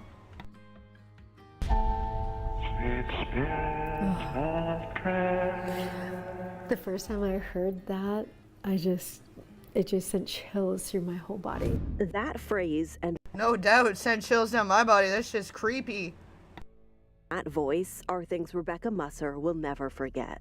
And it did. It felt like I got punched in the gut the first time I heard it. The Fruitland mom lives a life now worlds away from her past. These were my sister wives. She spent her first 26 years as a member of the FLDS, the Fundamentalist Church of Jesus Christ of Latter-day Saints. It's a far offshoot of the Mormon Church and supports the practice of polygamy. At just 19, Rebecca was married to the prophet, considered a great honor, becoming his 19th wife. He was 85 years old. Like, so that's the thing too, is, I mean, how many members from the LDS Church end up going and subscribing to the FLDS because they want to be idealists of the original teachings? Like, is it a pipeline in a way? Like, this is why we need to talk about it and look at it. Like, we're not trying to attack them and call them all evil or throw hate speech. We're just trying to get down to the root cause of the issue here and what the heck is going on over here, because most of us don't even know. Most of the world does not actually understand or know what's fully going on here, and this is why I want to make sure we all understand and know what's going on here. It really was an abusive situation for everybody involved. They have cameras on all of these gates. This November will mark 20 years since Rebecca left a note behind on her bed, hopped a fence at 4 in the morning, and left the FLDS life for good. It's like dying and living again, only you remember your previous life and you realize how different life could be. Many of those memories from her past life. I'm loving seeing all the support and love happening in the chat here between you guys. You guys, this community that we got going and growing now, this growing community is amazing. You guys are amazing. That's what we want to see more of, is like supporting each other. We're unified by trauma here. Like, a lot of us, we have a great understanding of complex trauma and the results of that for a reason, and this is why we have such a passion for wanting to pursue the prevention of harm against children, wanting to pursue the learning and education in such a way that we can be more proactive as a society and more rather than reactive. You know, for so long we've waited for children to be harmed before doing anything about anything, and then we're looking at it as an isolated issue, you know, but there's obviously a systemic issue here. And the only way we can get to the root cause is by looking it deep into it, right? Stare that sneering arsehole right in the eye, you know, like looking right at it down that arsehole, and because it's dirty and it's hard and it's rough and it's It can be triggering for some people. You know, I do spend some time where I'm bawling my damn eyes out about some of it because it's a lot. It's a lot to read through all this stuff and to hear all these atrocities happening to kids across the nation, man. But it's happening each of every second of every day. There's kids being harmed, and we got to do something. Somebody got to keep doing something about it. There's all these organizations and all these people supposedly doing something about it, but nothing being done. So I'm just gonna keep talking about it, I guess. Like, I don't know what else to do about it really either, except for spreading that awareness and spreading the knowledge and the wisdom as best I can. The facts, being objective, primary directive, you know? Caught in home videos shared on screen in the new Netflix series Keep Sweet, Pray, and Obey. Clips Rebecca hadn't seen in decades. It was bizarre. It was this flashback because I remember. But the support too, like for all of us too, you know, and being able to share our own stuff and be supportive and understanding with each other, I think that's a powerful thing too. Like, we are here, and it's okay. It's all good. Glad to have you, Courtney King. Thank you for coming out. I'm glad we were able to reach an understanding there. Enjoy the rest of your day. And thank you to all the new folks that are still sticking around and joining in on the discussion and having this, what seems like such a loving, supportive community right now. And I'm really for that. I'm really all for that. So claps to you guys. And anybody that's still just listening and puttering around and doing your day, I'm hoping you're having a great day. And I appreciate you taking that little bit of time to add me to it. As corny as those look on film, those were some of the best moments that we had. Although those pastel colors and puffy sleeves come with triggers of trauma and abuse, there's also an odd feeling of familiarity and a sense of belonging. I never get them out. Rebecca still owns some of those handmade garments, wondering if one day they'll wind up in a museum, a way to educate future generations and prevent history from repeating itself. Yes, please. See? More of this. More of this. And less arguing about whose fault it is and who did it and why and blah, blah, blah. Let's stop worrying about the background noise of it. Like this. More of this. Like, yes, let's put, at least the FLDS part of it needs to be heavily more, like that, just something needs to happen there. Something needs to change there.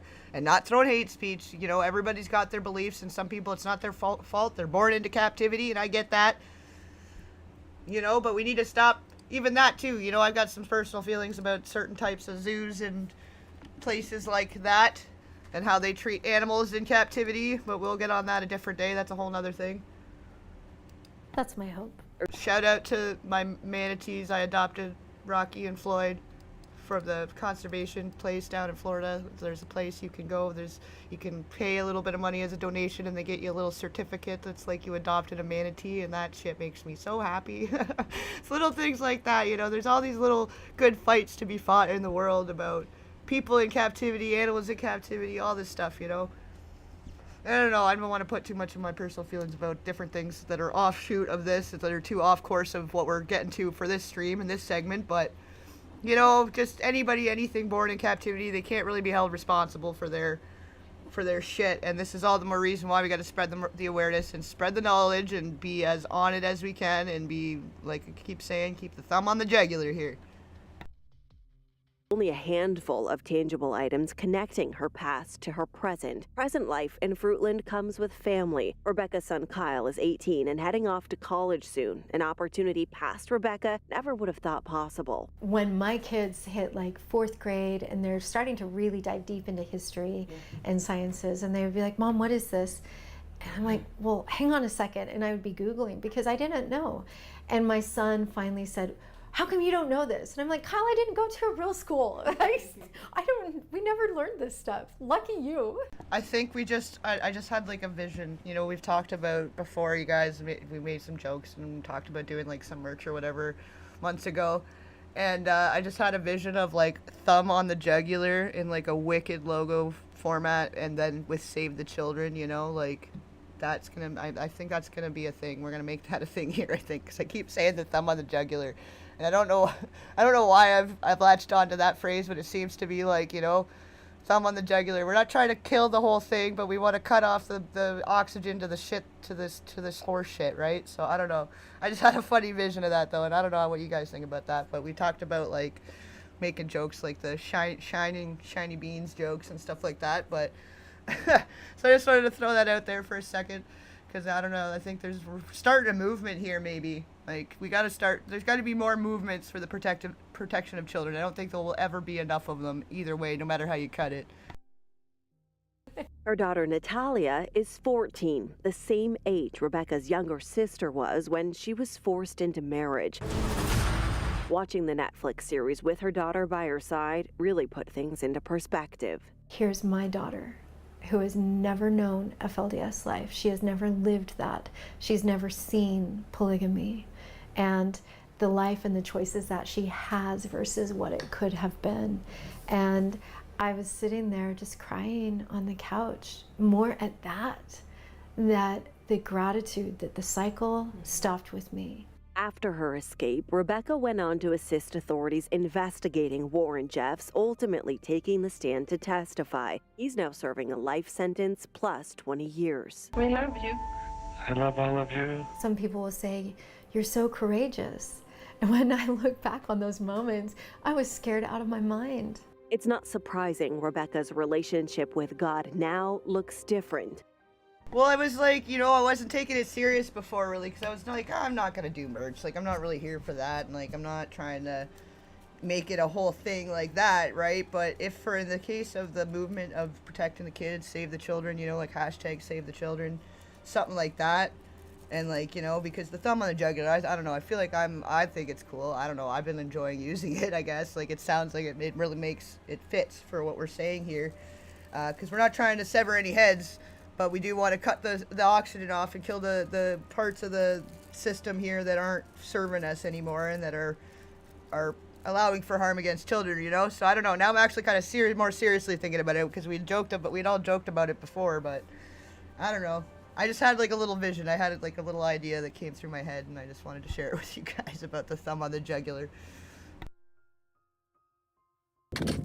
She doesn't belong to a particular church, rather turning to the Idaho outdoors to find her greater purpose, one mountain at a time. It healed my heart. It was like this opportunity to gather up all of the pieces of me. And it went from going to the mountains because my heart was hurting to where now it's just joy and just looking out with nobody around and just realizing, my gosh, I am so lucky to be here.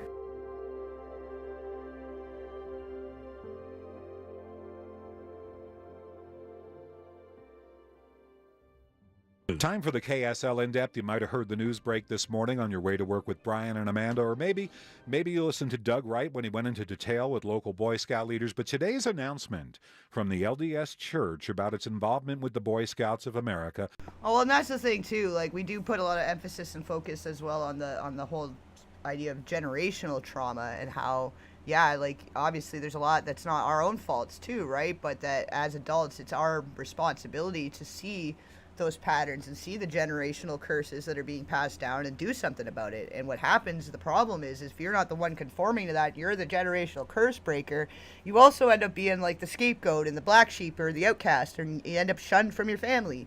And it's awful, but that's like, there's a lot, some good things don't come easy, not all good things don't come easy, but most good things don't come easy, and it's a hard life to choose to want to be that cycle breaker and that generational curse breaker, and fighting back on, having those parents or that family being like, oh, but that's your mother, or oh, but that's your father, or oh, that didn't happen like that. No, you're remembering it wrong. You were just a kid. You remember it wrong. Well, you got to think, too, a lot of these adults at the time were under the influence or whatever, were having their day, and for them it was a regular Tuesday, but for us as children, that was like an imprint on our soul. That was a trauma that ended up being, for the rest of our life. So having the better understanding of our own trauma and our generational curses is the only way that we can help break those cycles and have a better foundation in life created for the future, for the children of the future, Like, this is the hard job that needs to be done, and if I can keep speaking to those who have been harmed and have them using their voice better and using all that fuel, all that pain and suffering as fuel to change it for the kids of tomorrow, do you imagine how powerful we could all be? Do you know how much change and good we could do for the world if more people were able to look at it and stare into that sneering arsehole of their own life, their own childhood, their own family, and learn whatever they can from it that can better flip it into a positive, use it to create magnificent things like art and music and whatever it was that didn't seem like a great profession and your family wanted you to do anything but what you really wanted to do. And now look at the world we live in. People are making great money doing things they love to do. You got people making money painting and singing and doing dances and whatever the heck they love. People are making money doing it. So how wrong were all of them, you know? So now let's be that different voice. Let's be that new change. Let's be that new beacon for tomorrow, you know? No matter how beat down, broken, battered that we've been, we can still be that voice of change. Every drop in the ocean of influence counts. It all matters. You matter. We matter. Okay? All right. Probably still has you wondering what it means for your kids. Our reporter, Mark Juke, is on the story today, but he's also in scouting himself, and he's with me live on the KSL Newsline. Mark, thanks. I appreciate the time. We understand the church's move away from scouting will apply to boys older than 14 in the venture and varsity programs. But does that mean 16 or 17-year-old Mormon boys who want to continue with scouting are out of luck? No, the church, in fact, specified that they would still encourage people and register those people who wanted to continue with their advancements. Hey, I get it. I know how hard it is to break off and from everything you ever knew, your whole family, from everybody and everything, and have to forge your own path. I absolutely know it, and that's why I'm here to speak for it. You know, I had not been in direct contact with my mother for, I guess it was about 3 years before she passed away, and that's something I still am facing and dealing with. But for my mental health and the goodness and safety of my soul, it wasn't a relationship I was able to cultivate. And you know, I'd always hoped we'd be able to reconcile, and you know, I've had to grieve that that's never going to be a thing, that I'll never have that chance. And I think in her death it was more grieving that aspect than her death, you know, because I'd always thought, like, I'd always kind of was waiting for it to happen so she could stop being burning in my life, you know. But it's like it's such a troubling thing. It's such a complicated thing to go through too, because you know, you only lose parents once. You got two parents and you lose them one time, right? So it's difficult when it's even more difficult when it's unexpected and whatever. But anyways, that's not the point. The point is, I understand, and I don't have contact with most of family. Like, I don't speak with my father. I don't have most family contact has been cut off for a reason, and for different reasons that have stood out to me in this case, and through reading a lot of this. And I'm not coming from a Mormon family or anything by that means, but with the different religious aspects and community aspects and different layers, you know, there's certain things that stand out to me with this, that I think it's a really great learning opportunity for all of us that have been pushed aside and shouldered out because we don't conform with what everybody else is doing in that family unit, or what everyone else is doing in that community or that group or that sect or whatever the heck it may be. If you take it all apart, all the trauma and all the same kind of dynamics, the psychological shit is all the same here, right? And I think this is why this is a learning opportunity for more people than just people growing up in Mormonism or whatever, right? And their merit badges after the age of 14. What they will not be doing it is within the framework of venturing and varsity units. Instead, they would do it within the framework of a Boy Scout patrol. And Jeff, a lot of community units, a lot of non-LDS units in this area already do that. They already have scouts ages 11 to 18. And thank you, Girl X. Thank you so much. And thank you, everybody, all the new folks joining us. Yeah, just through this case. You know, if nothing else, if this case has allowed this to be a bigger issue and allowed more people to bring their eyes to it, and, you know, allowing this to be more of a beacon of hope, I guess, in the sense that, you know, we're getting some headway here. We're making some leeway. You know, things are changing. People are waking up. And if we could all be kind of joining together in that, and again, like I said, you know, unified by our own trauma in the pursuit of preventing more of this same kind of trauma, like, that's a powerful thing too. And I think we need a lot more of that. So thank you, guys. Thank you, Rocky. Thank you, Girl X. And Jamie, you're an OG true blue gem, and I appreciate all the insight you've been giving me too, as far as the Mormon stuff goes. The inside or outsider on the inside over there. So big ups to you guys. Claps for everybody, man. I'm just happy that that we are here, the message is getting out, and that we're really hopefully going to get more and more people on the wagon as far as getting to the root cause of the issues here, and not being so distracted by the low vibe, less important things in the world. You know, if people put as much effort and importance on this, you know, this portion of it, of protecting the kids, that's where it needs to be at. Like, if we could be doing more of that, we could change the world, you know. So let's go. Let's do it. and they just stay in a scout troop and not and they don't move into venture or varsity units. So let's say you're turning 15 years old, you're working on Eagle Scout, you'd have to basically... And really, too, like, just, I guess I'd say that, too, because of the seeing it becoming such a strong and good, healthy community of sharing and supporting each other through that, also at the same time with all of us discussing and learning and sharing and sharing experience that, maybe we can learn from that, too, right?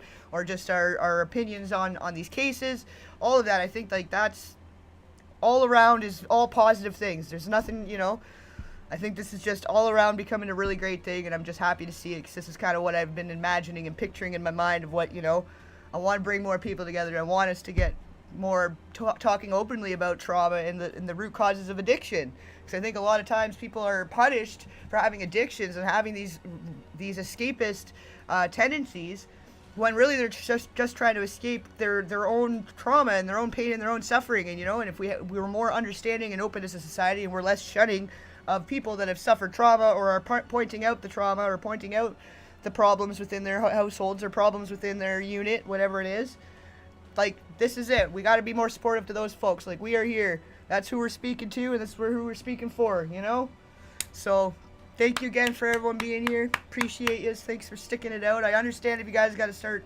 trickling out and doing your day. But, those of you guys that are finding your way to keep it going, however you're doing it, you guys are awesome. I appreciate yous. And I love it. I'm loving this community. Another troop, right?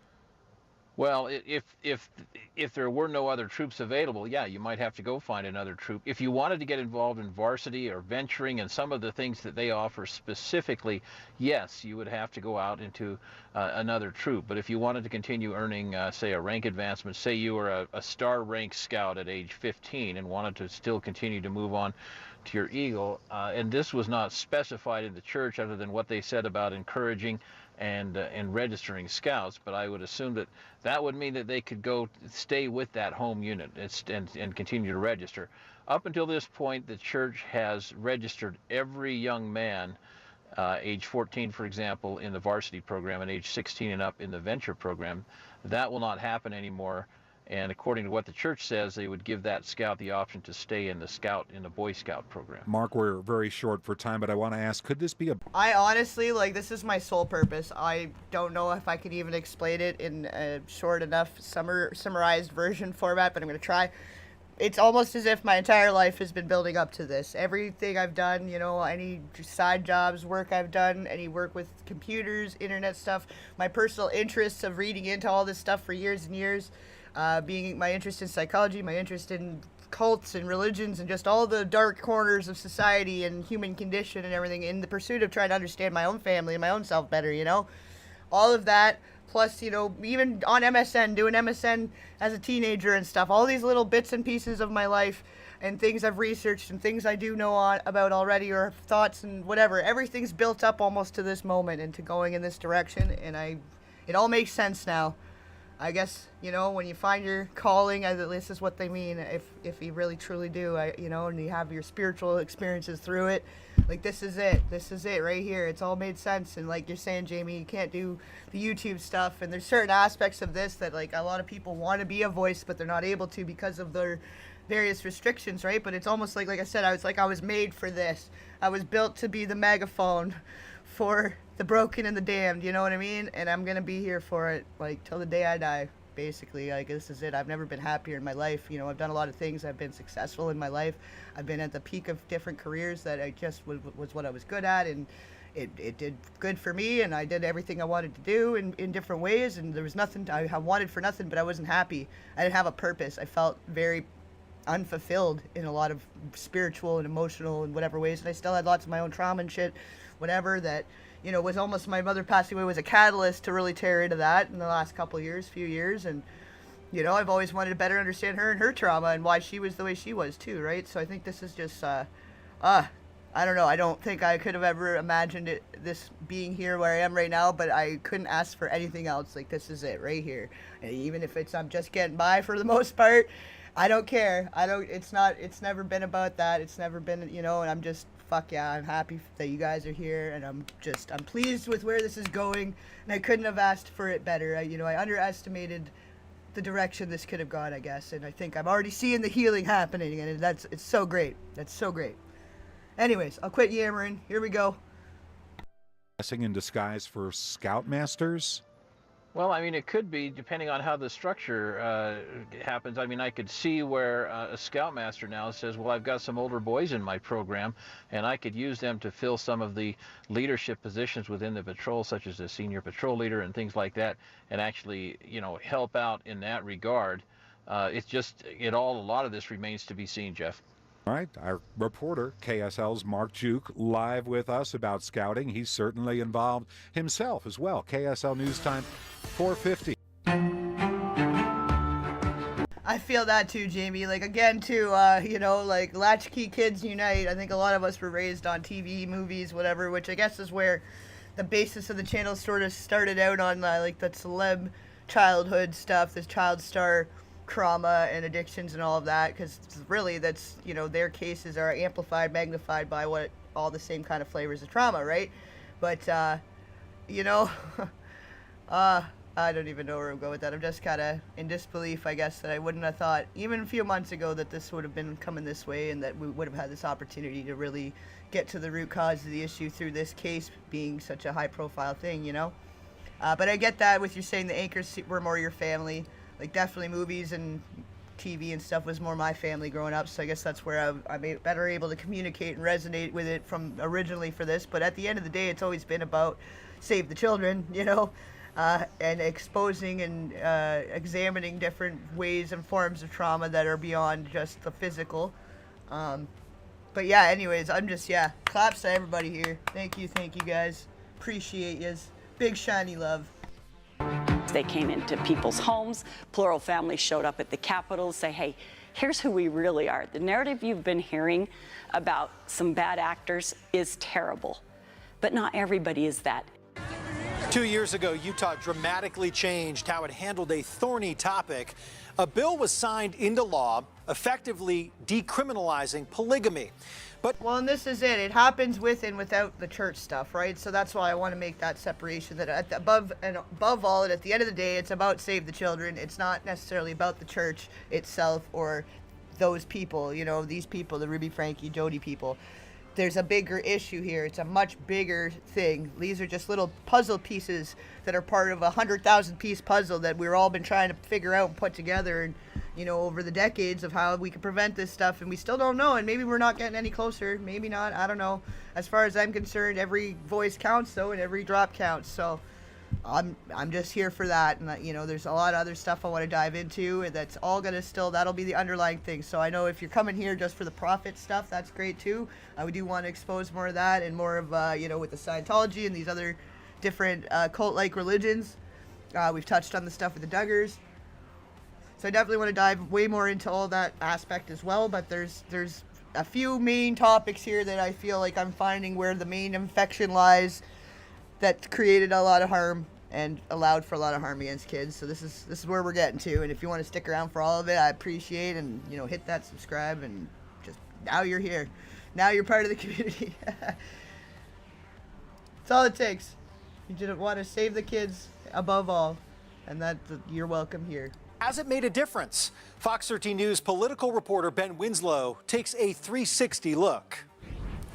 The community of Short Creek, also known as Hilldale, Utah, and Colorado City, Arizona, has undergone some dramatic changes in recent years. It's also seen some cultural shifts as a result of Utah decriminalizing bigamy.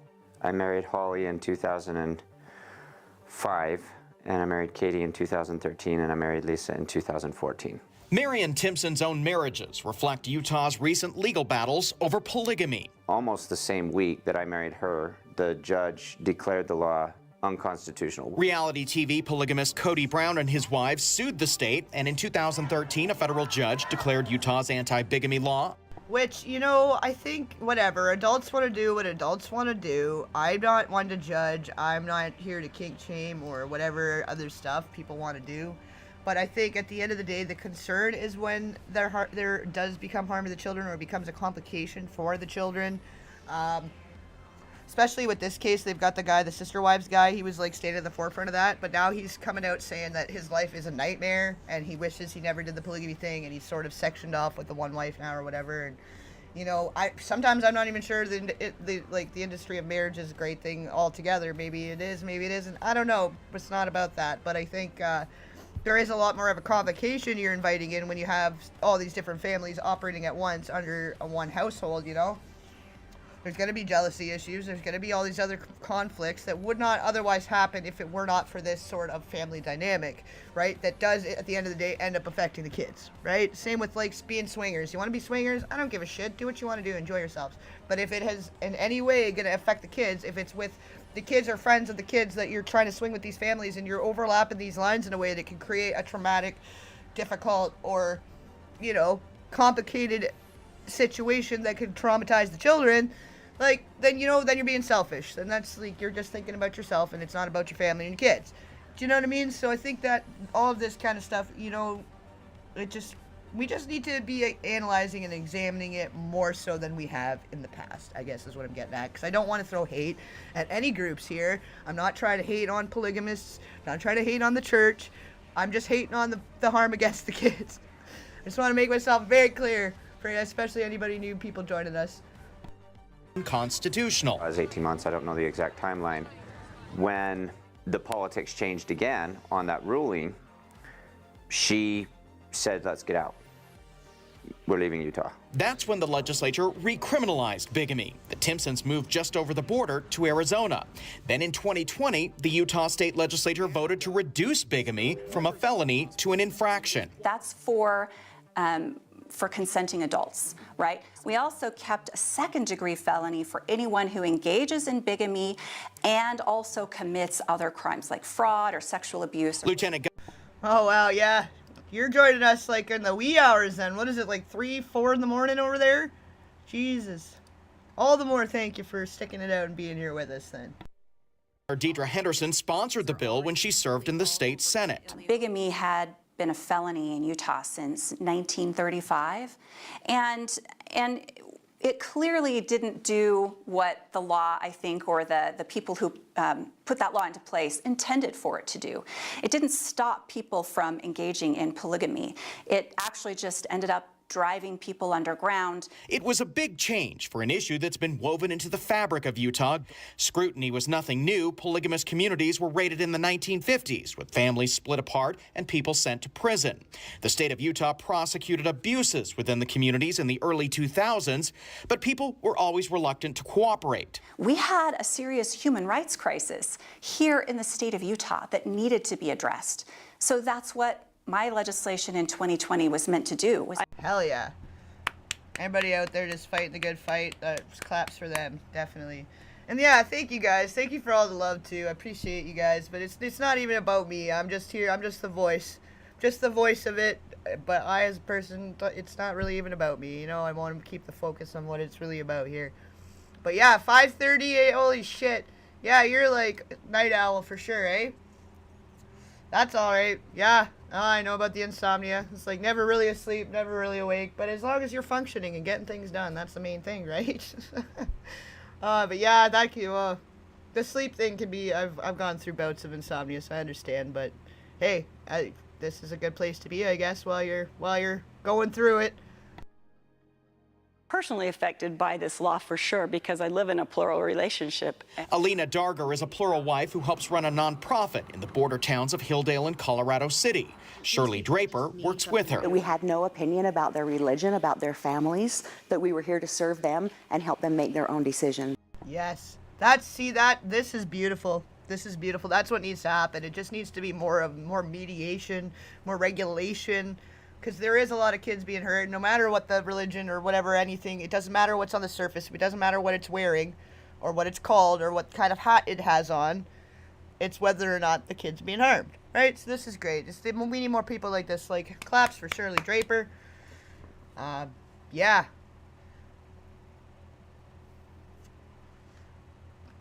Yeah, I started adding a bit of espresso, like, because I'm usually more of a night owl myself, but wanting to be on the daytime for this stuff that's been going on. You know, you kind of have to be running on business day news hours or whatever, business hours. So I've been trying to be up a lot earlier, so I started adding a little shot of espresso to my coffee. And then it's a lot though, so I get a little zippy, but it's good. I'm balancing it out. I've been drinking lots of water with it too, so.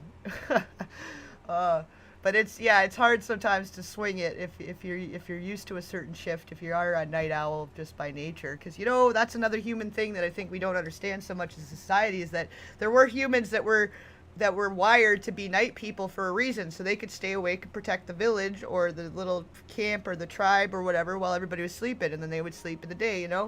That makes sense for then. It don't make sense for the society we've created now, right? So some of us got to branch off and do our own thing so that we can sleep in the day and do the night thing, So I get it 100%, but I try to adjust to whatever the situation may be. And that was really based on, experiences that we all had, experiences that I had when I was trying to leave the FLDS. Cherish Families offers a food pantry, parenting, and healthy relationships. See, no matter what, at the end of the day, we might have some different opinions, and we might have come from different backgrounds, different religions, different country, different race, all that. But what we all can be unified by is our trauma. We all speak the same trauma language here, Lori, so you come to the right place. I hear that you want to be defensive about things you believe in, and you know what? That's a good trait to have. I'm not going to hate on that either. But absolutely, that's the one common denominator we can all be unified for and with and by here, and that's what it's about. Particularly crime victim services, which include a lot of mental health therapy, legal services. They say that since bigamy was decriminalized, they've seen more people reporting abuses and believe the law is working.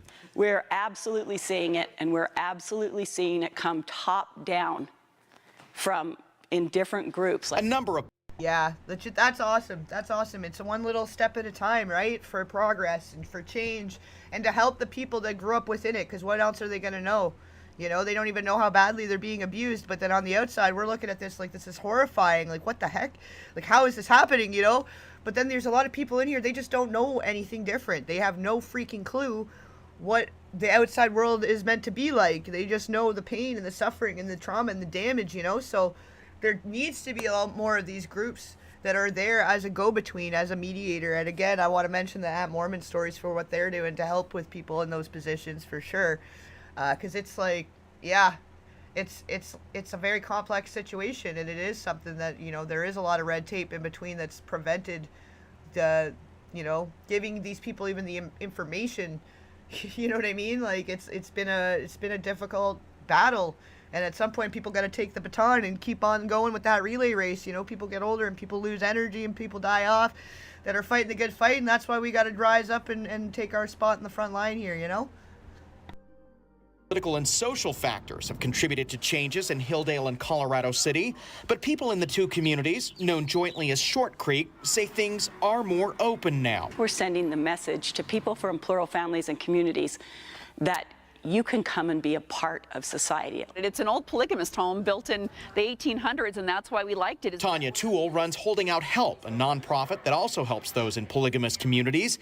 She's had concerns about the decriminalization bill and says abuse reports are up. Where we've had a 25% increase, our abuse rate is up to 95%, and not a single one of those clients have said, we've landed here because the law has changed. I hope I am wrong, and I hope this is really going to do what everyone is saying that they're doing, but I don't think it has. I don't think it's accomplished what the state had hoped. Holding Out Help says See, that's the thing, too, is it's just so complex when you're trying to work around the religious belief system, too, I think is why it brings religion into it. But at the end of the day, it's just red tape between different states, between different lawmakers. There's still so many other things involved, but I think, and it gets lost in between too. Kids get lost in the cracks of the system every day, right? So what do we got to do about that too? I think that needs to be something to be looked at a lot closer. And I know people are working towards that too, like in every angle, and that's been great to see, like as far as raising the statute of limitations and different things that help the adult victims of child abuse. 2020, it provided services for 167 people, up to 203 in 2021. Cherish Families says it assisted more than 1,100, and that number climbed in 2021 with more than 46,000 different services offered. That's awesome. No, that's great to hear. So there is some good news amongst this. This is great. Yeah, no, I love John DeLynn. I've been checking out the Jordan McKay as well with some of their stuff and like just to get more informed about all of this and get more well versed, I guess, just in the different systems within these belief systems, you know, because I had rejected the religious stuff that I kind of was born into, and I had different religions offered from different sides and different angles, and there was different like secret society type seems to me more so now stuff. I don't know. I don't want to really get right into it, but like there's all these different layers that no matter what, at the end of the day, the traumas are all the same flavors, and we've all had a different combination of that, like going to the Frogurt place and you pick your flavors and shit. We got our own different assortment, but a lot of it's the same flavors just mixed together in different ways, you know. So we're here for it. And you know what, yeah, I agree with all you guys. Honestly, it would take so much for me to consider a relationship again, you know, at any time, like for where I'm at in my life and what I'm trying to do with it and the amount of time I've been putting into this now too, and like there's just so much other things going on that it would take a lot of things lining up to ever consider a relationship at this conjuncture of my life. So I hear you guys. It's good to take time to heal too, and to spend that time single and alone and just working on yourself and self-improvement and building your own little whatever side hustle or whatever, you know, what have you, especially in this day and age. There's so many opportunities, right? Any increase in reporting, any increase in services that are requested is points to the success of the law. Yeah, I've been loving that too, seeing a lot of these people that do have the credentials and the backgrounds, and it's sort of been pushing me to maybe consider, because I was good at school, I just didn't have time for it eventually, and I ended up having to go and work full time and support myself, and just, you know, my life went a different way, and it turned out really good for a while, which was great. But then, you know, like I was saying, my purpose wasn't happy, so I went a different way. But all the time I've had people telling me to go and get my psychology degree for all the stuff that I know and what I've experienced and what I could do for the world with it. And, you know, but I'm still working through a lot of my own stuff, sort of like how Jesse was saying at the end of the one interview with Mormon Stories about, like, yeah, I've thought about it, but there's still so much to unpack, and like that whole little thing. That's sort of my feelings on that. But you know, I think it would be doable, especially with stuff online now and whatever, and I've been considering it more. I mean, if you looked at some of my books that I have, you'd think I had it. You'd think I'd gone to school for it. You know, I've got the DSM-5. I've got textbooks. Like, I purchased textbooks just to read for myself, you know what I mean? About, like, abnormal psychology. Like, you would think I was specialized in some shit. Dissociative stuff. Like, I've read on all kinds of stuff, but I'm not in any position to have authority on it, right? So I have started considering it, because I am seeing a lot of these folks going and getting that, the social services stuff, or getting the counseling stuff, or whichever, psychology, psychiatry, whatever stuff, and they're starting to plant themselves into the system with knowledge and experience. And I think that's one thing that the system failed us with in a great deal of ways, was just not really knowing. They're going by the textbook, they're going by what they were taught, they're going by standard procedure, what they know, but they don't actually know. They never actually experienced it. So that's how a lot of mistakes would be made in the system, and why, you know, a very significant horrific abuse happening to kids was being undetected, you know, over the years. So this is like the new age, the great awakening, and with all the knowledge online and the support people are able to have online to be able to heal and to be able to learn more about their own trauma, and all of the connections with, you know, support groups and all this stuff. So it's like, this is our responsibility, and I get it. I'm hearing it. I know I'm getting the calling as that being my next thing, and I had people pressing me, telling me, like, you have your like, go exactly, you know, at the time where my transcripts were. That's gotten a little mixed up and moving and whatever now. I'd have to have a look at my files and stuff, but I don't know. I've been thinking about it, because I think that would be the next step here, to be able to have that one extra little, you know, by society standards, have it on paper, because that's, you know, in the matrix it matters. And we're operating on the inside outside. But, you know, yeah, so that's awesome. I love that with Jordan McKay. And then with, like, that's why I like the Hidden True Crime, they've got the psychologist husband, I forget his name. I remember the channel names and stuff, because I think that's the main thing when I want to shout them out. That's the most important thing, right? But the Cults to Consciousness, I think she's I'm not sure actually if she ended up getting it or not, but I'm seeing these people like that's the extra oomph to put behind their voice in their channel and for what their movement they're trying to get behind, you know, and the messages they're trying to send. So I've definitely considered it, and it's great to see it more and more within these spheres, you know. I've been noticing it a lot as a pattern, and it's almost been yet like, you know, screaming in my own face at the same time, right? Not to its failure. Toole says the state still hasn't addressed root problems. Pedophiles are still pedophiles, abusers are still abusers, and traffickers are still trafficking clients. And until that systemic issue has been dealt with, we're doing nothing but perpetuating this problem. But asked if polygamy should be recriminalized. You're going to hate my answer because I really don't know either way. All I know is we're not really dealing with the core issue.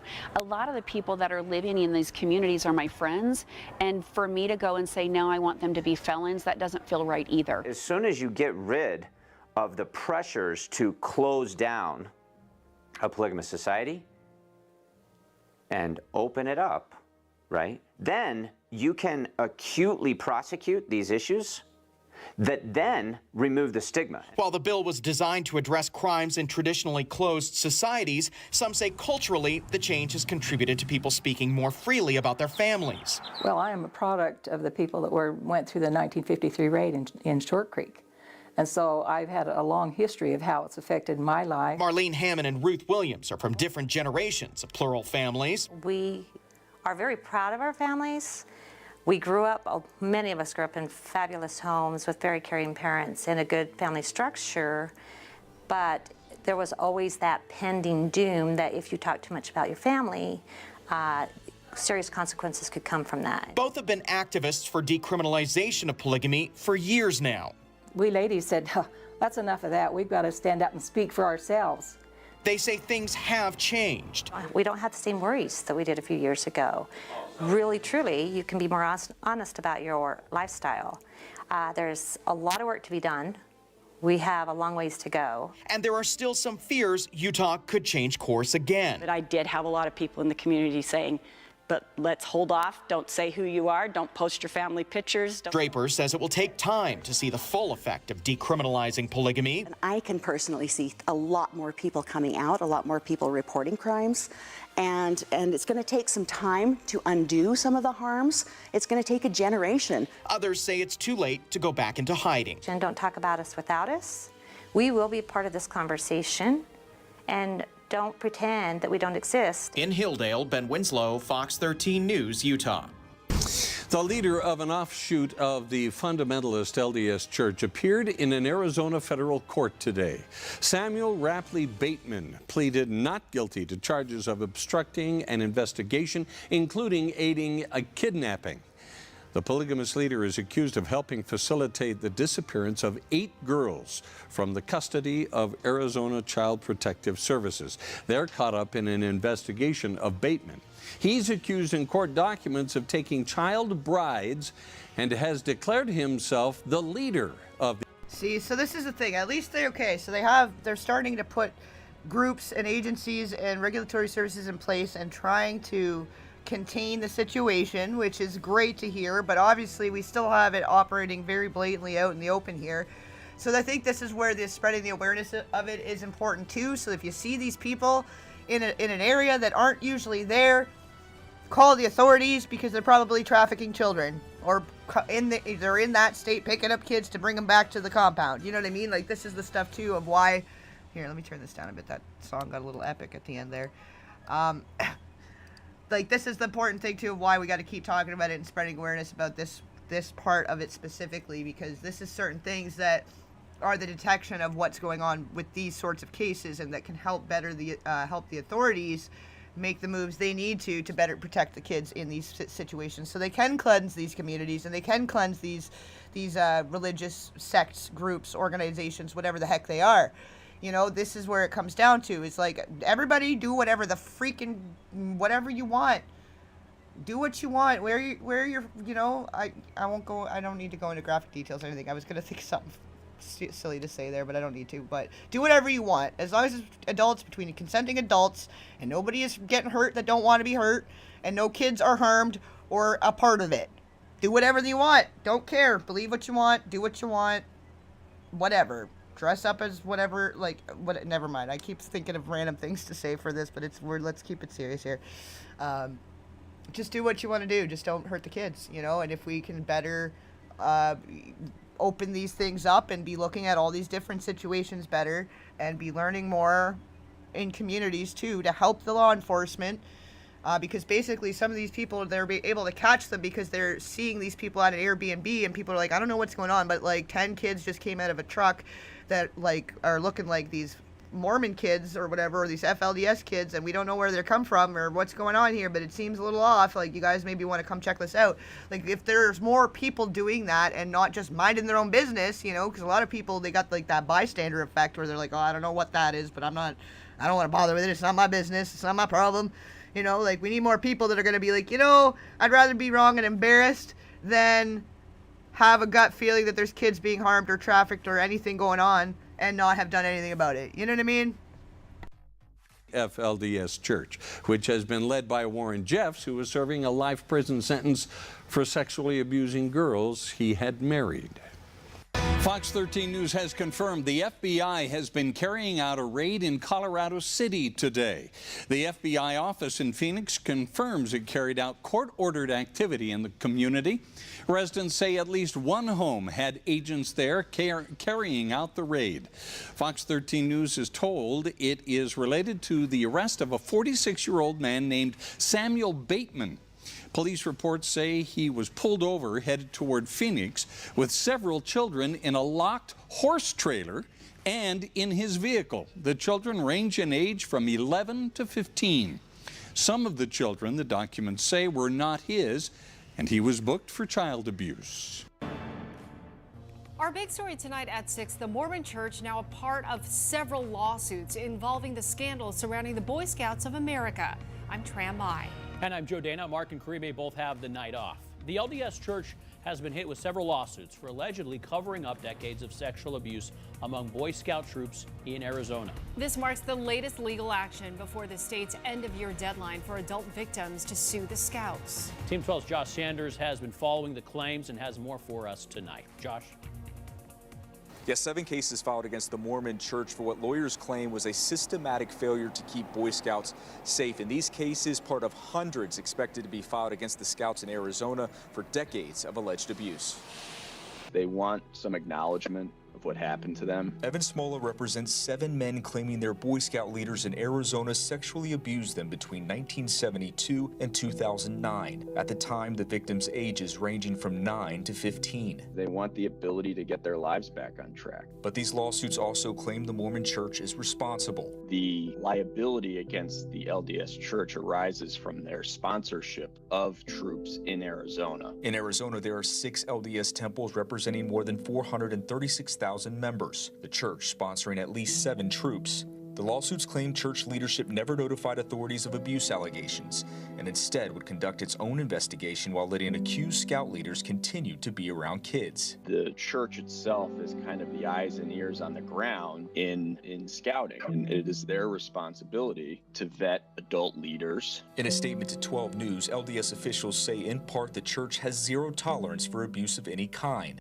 I don't know. I mean, sure, yes, but again, then they need to take the stance again. You know, I feel like I'm going to end up just repeating myself here. I mean, if the people weren't already convinced, here's 2 hours of separate little 2-minute news reports with all of the evidence of everything. So if you guys want, we can jump ahead, and I have a couple little clips here I did want to touch on, which was one of the wives of Warren Jeffs and a daughter of Warren Jeffs who had escaped and been speaking out, and it's Brielle something, I can't remember the last name, but Brielle, the 65th wife, has been out and speaking against it and had brought up new charges against Warren Jeffs in the past, this past year. And then the daughters talks more about what went on within the whole thing and what they're expected to do, and yeah, how they're all very their entire lives are very regimented, so there's no time for thinking. There's not even any time to reflect and think about what might be going wrong in the situation when every moment of their day is either praying or doing, you know? So I don't know if you guys, because I think, we've probably seen enough here with this stuff. This is like, I've driven the point pretty fucking home, all the way home. So yeah, I think we'll just jump right ahead to that, and then that's about 15, 20-ish minutes of stuff, and then we'll wrap it up and call it a day, and I'll go on with my day, you go on with your day, and we'll prepare for the next good fight to fight together. The next discussion, the next analysis, whatever, and I got to set up for the upcoming hearing on the 17th as well. I'll want to set that up in advance so everybody can have it set for their time zone and ready to go. So this right here is Warren's room. Very small. He wanted everybody to think he was humble.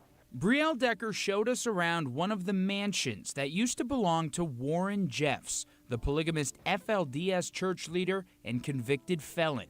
Decker also used to be married to Jeffs. I was the 65th wife of Warren Jeffs. 65 out of 79.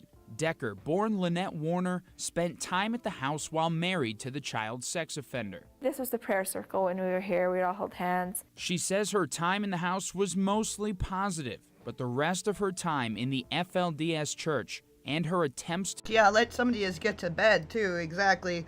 Or to the rest of your day, I don't want to keep you too long. We got the point driven home, like I said. And I got to get some food in me and prep for all the next things here. But yeah, no, we'll go through this and then we'll call it. Pardon me. It was coughing. Escape it left her traumatized. Warner's story started in Sandy, Utah, and carried over to the twin towns of Colorado City, Arizona, and Hilldale, Utah, an FLDS stronghold. She says she got attention from Jeffs at a young age. I was just a little girl, but he acted weird, so people from ever since I can remember told me, you're going to marry Warren Jeffs. I'd had nightmares and things. Like, I would wake up thinking, oh my goodness, what if it was true? It was true. When she turned 18, her father turned her in to be married. Then Jeffs called. I turned around and he had this look on his face like he was like, I just remember his look like he just kind of looked at me. He's like, we got to go on a drive. There was no ring, no white dress. Jeffs had already been on the run from the law. A kiss made it official after a small ceremony. And he sent my father out, and he started to talk to me. He sat me down, and we just talked. And I resisted him everything because I didn't even know anything. Like, I didn't have any sex education. He's a pedophile, and I wasn't young. So I don't think he was really that interested. She says the marriage was never consummated, and Warner says the FLDS prophet took notice that she was different. They just, it sounds like they just needed another person to come and help take care of the dozens of other child brides and children as a result of. She was then sent to houses of hiding all across the country: Las Vegas, Texas, South Dakota. I have been the most wicked man. Jeffs was eventually caught, but torture from church members was only just beginning. They told me at one time, they said, if you kill yourself, we'll tell everybody it's an accident, but if you don't, we will kill you and tell everybody you did it yourself. There was a time when they put a rope in my hamper that had a knot on it, and in code that means, hang her. So all this is kind of sounding similar to some other cult-like organizations that we've talked about and touched on. Eventually, it was back to Colorado City, where Warner's own brother, following the church, locked her in a room with the windows nailed shut. He went around to all the neighbors and told them if they saw me trying to escape, trying to get away, I was crazy. But she did escape, barefoot and running through the town. A trusted neighbor eventually put Warner in contact with Kristen Decker and the Sound Choices Coalition, a group that helps women escape polygamy. Kristen ended up... Can you imagine? Sorry, can you imagine how terrifying? How absolutely terrifying. And then running into a world that you really don't know much about. And you've been told certain groups of people are the enemy and don't talk to them. And with all the brainwashing and all the psychological damage, the psychological brain terrorism that had gone on for these poor women through all of this. Do you know what I mean? That has got to be and to want to survive and to want to escape so badly to go and start running down the street. Like, this poor woman. But thank goodness for her bravery. Claps for Brielle and her bravery and courage and all of it. All these voices coming out and speaking out about it and talking about it and talking about their experiences. Like, this is how we can better learn. This is how we can better detect it.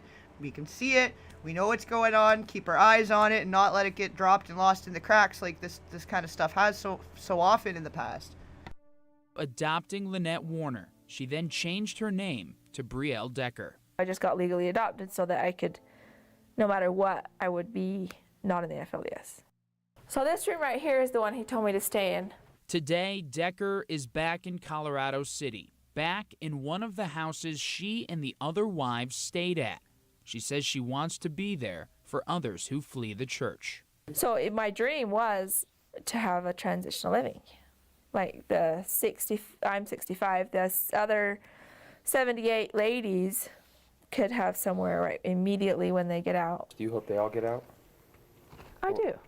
I know that the route that they're going, the psychological abuse, the physical that I believe is coming more and more is sad. You know, it's like, that just is, that's heart-wrenching.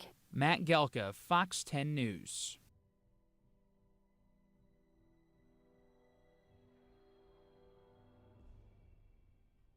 Hey, my name is Sarah Thompson, and my father is the prophet of the FLDS. So this is the beautiful thing about it too, I guess, is that all these people do end up getting older. They're all coming of age now. They're all becoming adults and then seeing and escaping. And I think this is really like, there's a dent in the side of it. And if we keep pecking away and these people keep coming out and we're able to start making it a bigger hole to let all this darkness and infection ooze out, then we'll be getting somewhere, you know. But that's why we got to keep chipping away at it and stay on the forefront of it, because this is it. Like, this is the peak of the time for us to really step up and make the change, right? Yes. So I grew up in Texas. I was born in Utah.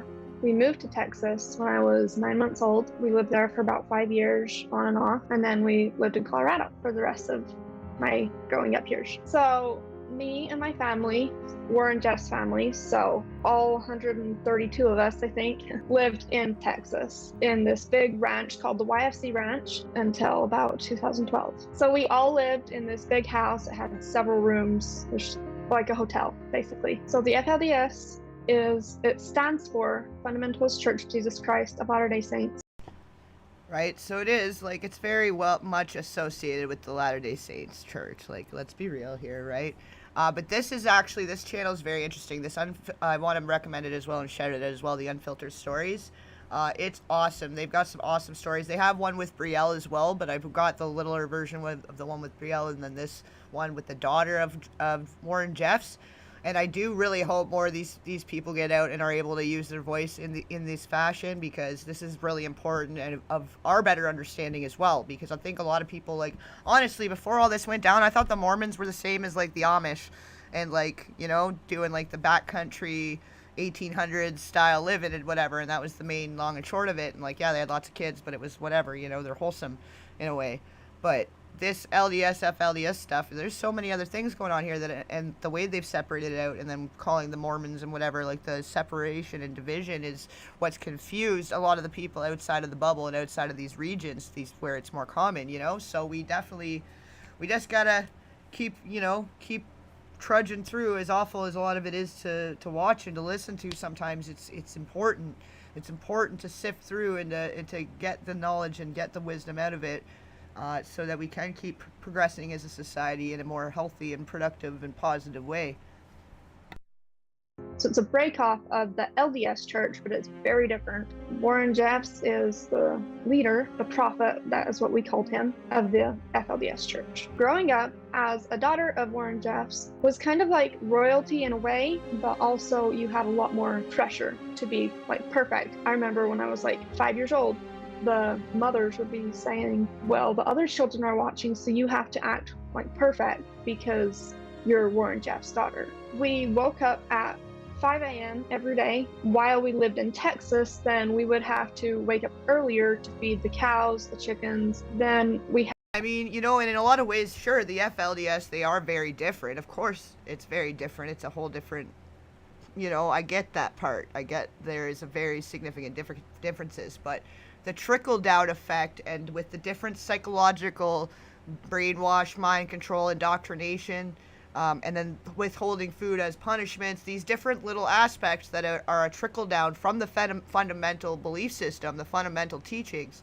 that's the issue that arises here for people in the LDS, right? Like there's, and then the generational trauma of it for the forefathers and forefamilies that had come through being fundamental original members, and then it trickles down into just the new age members, right? So there's different aspects of it that we got to look at, and that could help bring awakening, enlightenment to these Latter-day Saints church members that don't see the bigger picture. You know, they aren't meant to see the bigger picture. So I hear you, Courtney, and I'm glad that we kind of got an understanding there, because it sounds like you're sort of right in the thick of it in ways, and you'd come here to defend the church and all that, and I respect that too. You know, like I was saying about with Lori, that it's a good trait to have, to want to defend and fight for something you believe in. But I do want to make sure and just assert the need for more education on everything. Like that's the one thing that's priceless, that you can't buy that shit, really. You got to, you know, your own self-education and research and study is like you got to do more of that. Anybody in any situation that feels the situation is wrong or doesn't fit them, and they feel like they're being pressured or forced to conform in such a way, educate yourself. Never stop reading. Never stop learning about the things that you feel are wrong, and make your own draw your own conclusion. Make your own mind up. And if it's different from everyone around you, that doesn't necessarily mean you're wrong. You know? Learn about generational trauma. Learn about generational curses. Study. Talk to a therapist that's outside of the community of whatever it is that you feel may be a part of the problem. Do you know what I mean? Don't use friends of parents as therapy or anything like that, you know, as we've learned with this Jodi Hildebrandt and Ruby situation. But, you know, peace and love be with you. Courtney, have a wonderful day. And I'm glad that you stuck around and to hear everything we're talking about here, to be part of the community. And keep it shiny. Big shiny love. All those good things. This scene called. Oh, maybe you're not leaving. I don't know. For some reason I felt like you were leaving there, but now that I'm reading what you're saying here, maybe that's not it. You're welcome to stick around too. And, you know, if you're having doubts or new thoughts about some of the beliefs that have been drilled in your head growing up, you know, same goes for all of us. We were all programmed and taught in certain ways by our families and by our parents, and just because that's what they thought was right in the world doesn't mean that's what's right in the world for you either, or for you too. So always be willing to be open to new information and open to a new understanding. And you know what? Spirituality is like the fastest growing thing across the nation for a reason. You know, having your own belief, faith, spirituality, your own connection with the universe or the creator or whatever, Mother Nature, whatever the heck you want to call it. I think there's something special with that, to be able to become more one with yourself, you know, and better understanding yourself, and being able to be more true to yourself. Because I think a lot of people it's so easy to want to conform to society's expectations or family expectations, and that's, you know, that can lead to a lot of unfulfillment in your adult life, and it's you that's got to live with you for the rest of it, right? Words. It was where we read from the sermon books of another one of the prophets before my father. That lasted for an hour while breakfast was being made. Then we had breakfast at 7, and then school, if we did have school, usually started at 8, went to 3. After that, we just did chores, which cleaning and dishes, because dishes for a family of 132 people last hours. And then class would be where we would just listen to things that Father would talk about, and that one lasts for an hour from 6 till 7. And then the class after that was usually for the adults. That's the one thing that needs to change in religion too, is that anyone that doesn't believe our religion is wrong and they're terrible and yada yada yada, they go on their whole thing about it. But there's like 3,000 known gods known to man, like over time and throughout history. There's 3,000 gods. So whose God is the right God? It, again, is just different words, different plot lines and storylines to create their version of their God, or whatever they're choosing to worship, or whatever it is that represents what they worship. You know, there's 3,000 of them and counting. So I mean, you know, I think it stands to review about how religions are treating each other. Like, you're all allowed to be there. Nobody's stopping you. You don't have to hate on each other and act like you're the only best one, because people should have a lot more freedom to choose and decide and not be, you know, condemned because they don't want to be the religion that is most prominent in their community or whatever it may be, right? So I think there's something there that it's like, if you're all like, love Jesus, why don't we all love each other the same as you love Jesus? Like, is it more about having members to your congregation and more people paying money? Does your Jesus need the money? Or is it about oneness and unity of all and loving your love thy neighbor or whatever they say, and do unto others, or all this nonsense? I don't know. It's all these words and all these things, but then a lot of evil operating under the guise of good, right? So here we are. Or the people above 12 years old, and that would last from 8 to 9, and then you were supposed to go to bed immediately afterwards, and then it would start all over again. The things we did for fun is basically just play in the mud. It got a lot more narrow. Like, we used to be able to play tag and like a couple games like that, but then when Father told us that we couldn't play games anymore, then it kind of got a lot more narrowed down to just little things that we had to learn to enjoy. So personally, I feel like he got more strict because he felt like he was losing power. I'm not really sure. He got it right on. Definitely. Yeah, I'd read about, we watched some clips before on one of the other streams that of him putting out all these strange edicts while he was in prison, and to kind of like assert his dominance and control and make sure he still had the control and power from the outside. And that's just sick. That's just messing with families and kids and all these people that are just trying to exist within this bubble. Like, it's just sick and twisted. Like, some of this stuff, man, like, we gotta, I was just kind of in the middle of all of it, and the messages or letters that he would send from prison just got a lot more strict over time. I think, honestly, it was just fun for him, because when he would take families apart, pull fathers away, or take the mothers and children apart, you know, for years at a time, it wouldn't really benefit him other than make the people scared of him. See, and even this stuff, like with or without the child brides, is still disturbing and upsetting and like just torturing and tormenting people for no good reason except that you want to assert control and dominance, right? Like, keep in mind, this is one of the daughters of the Warren Jeffs, of one of the leaders that's now sitting in prison, right? So she got the inside look on all of this, and was basically like the royalty within the division, but like not at the same time, because then she was held at a much higher standard and expected to be so perfect and like so regimented, and it's so much. That's like just torture. All of this is torture on the human soul, I feel like, in such a way, you know, like just to assert power and control. That's sick. Basically, the only reason that Father got powerful in the first place was fear. So my father went to prison when I was 3.5 years old, I think. He went to prison for as an accomplice. He some 12-year-old girls that he married. He had several wives that were like under the age of 18, like a lot of them. He went to prison in 2006. So yeah, that was when I was 3 years old. So my mom is the 8th wife, and she was barely 19 when she was married, so she wasn't one of the child brides. So I was never presented as someone being like a young girl, but I was told to prepare for marriage when I was like right before I turned 12. A lot of them, to my understanding, and I've read about a lot of different religions over time, trying to understand what about, you know, like just growing up with such a multi-religion divided family, different family sides with somewhere, whatever, it doesn't matter who was what and what was where, but I've been studying religion for a long time, and different, you know, all the way up to like Taoism and, you know, Buddha and Buddhism, and, you know, I've read a bit about Islam and all these different things to try to understand, like, okay, what's going on here? Like, what's with all these different religions and all this crazy stuff happening in the world? And a lot of them have a lot of common denominators, but just, again, like I said, different names, different words. Like the 12 disciples thing comes up a lot. Like 12 is a big thing for all religions, it seems like. Like this one's got the quorum of the 12 or whatever, or the 12... whatever, 12 of something, the president of the 12 of something in the Mormon LDS stuff.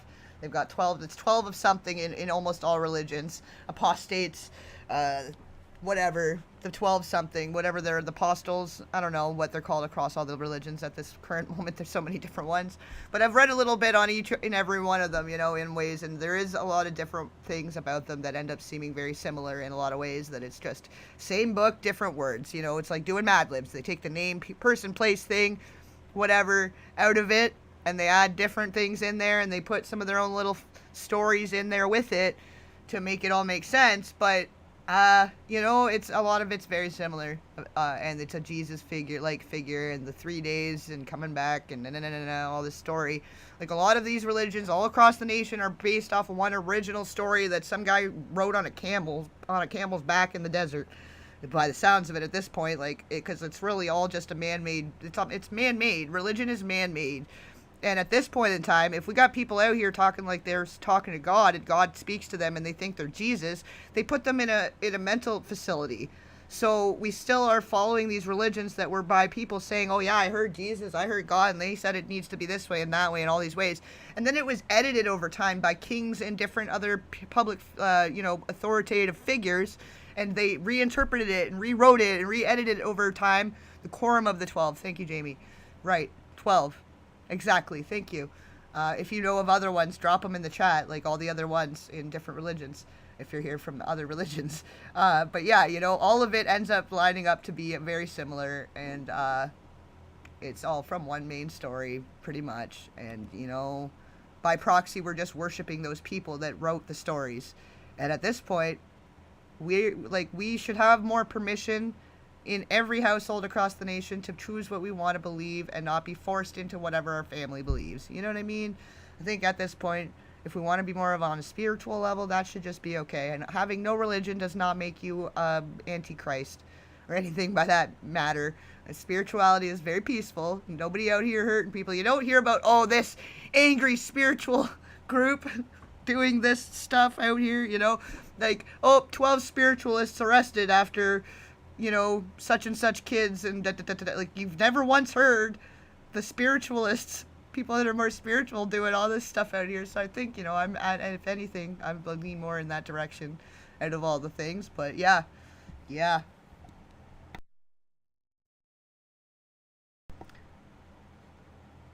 Some of it might think it's bad words, or it's something, I don't know, or you put a period in between two words too close and it thinks it's a link. I have a chat moderating AI thing set up to like take out spam and swearing and whatever other crap. So sometimes if you're typing it, if it's in such a way, it removes it automatically. So I apologize for that. I didn't do that myself.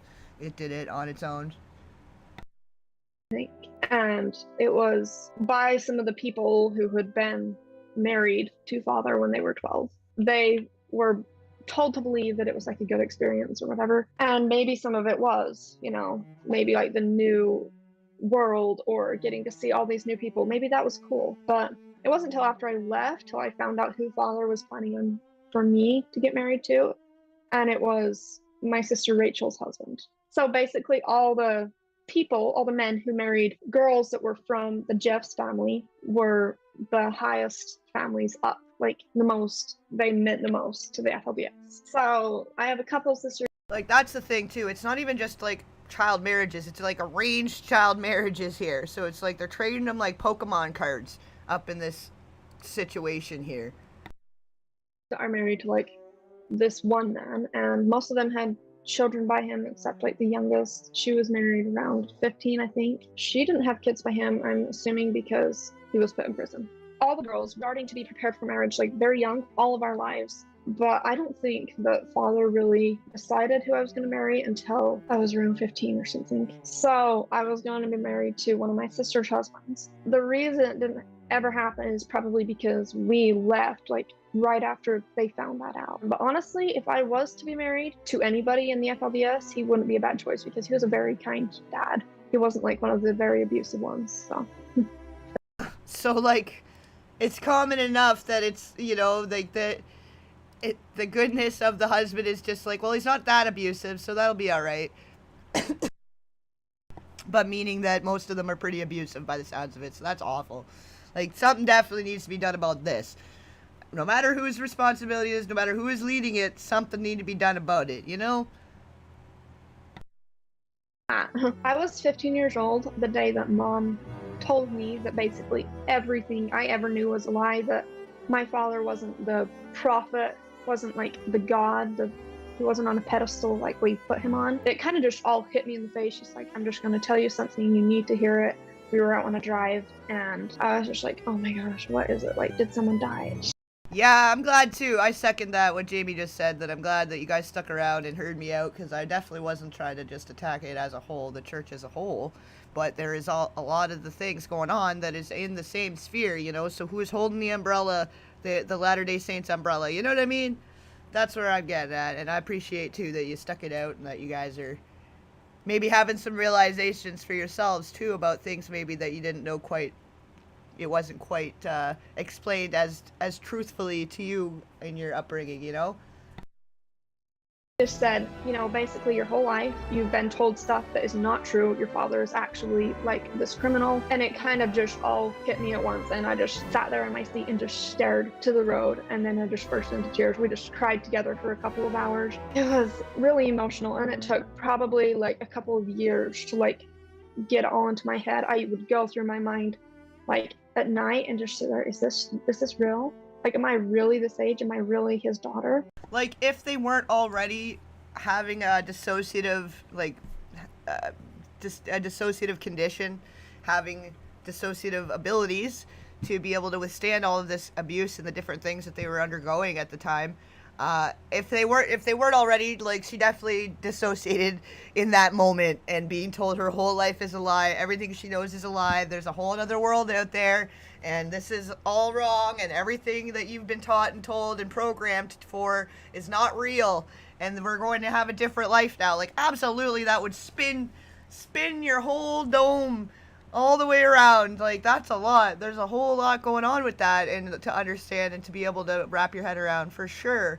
So that alone is like traumatic, you know, and then having to unlearn and having to better understand society and what it was more acceptable, you know, and that you don't need to be harmed and treated like that or abused and forced because it's God's will or whatever the heck they're telling them over there.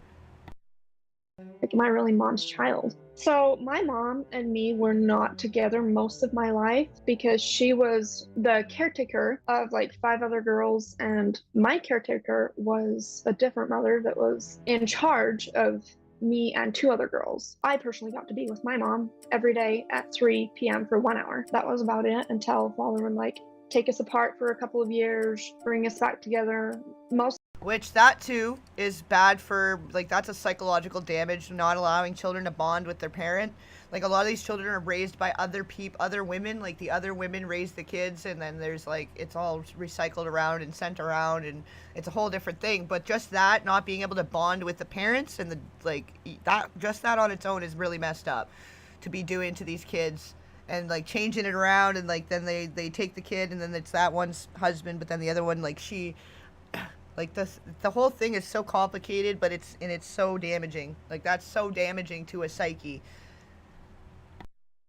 Time when she walked in the door, I didn't know who it was because we were like apart for so long. I was like, who's that? Like, that's your mother. So the reason, like, how do you not recognize your own mother? Like, that's messed up. Like, when you have that bond, you know, there's supposed to be, like, no matter what, that they can, like, that there's a scent or there's some sort of pheromones or hormones that they can recognize each other, right? But if you've been so detached from and so programmed and so tortured and tormented and abused and all these different things happening all the time, like, you're operating on a baseline level and you don't even know your own mother. Like, that is so tragic. Like, do you, like, my goodness. that I can think of is why we were listening to my father when he was still in prison. Like, after he was put in prison, is through fear, through brainwash. We just believed. Some people didn't, some people questioned, and they were immediately sent away. So when you're sent away, then usually you go to a place where you live alone, all by yourself. The only contact you have with other humans, or are supposed to have with other humans, is the people who bring your groceries like once a month. Yeah, so, well, and that's the thing, too, so don't get me wrong there, that, yeah. Let me catch up with you guys for a second first here, hold on.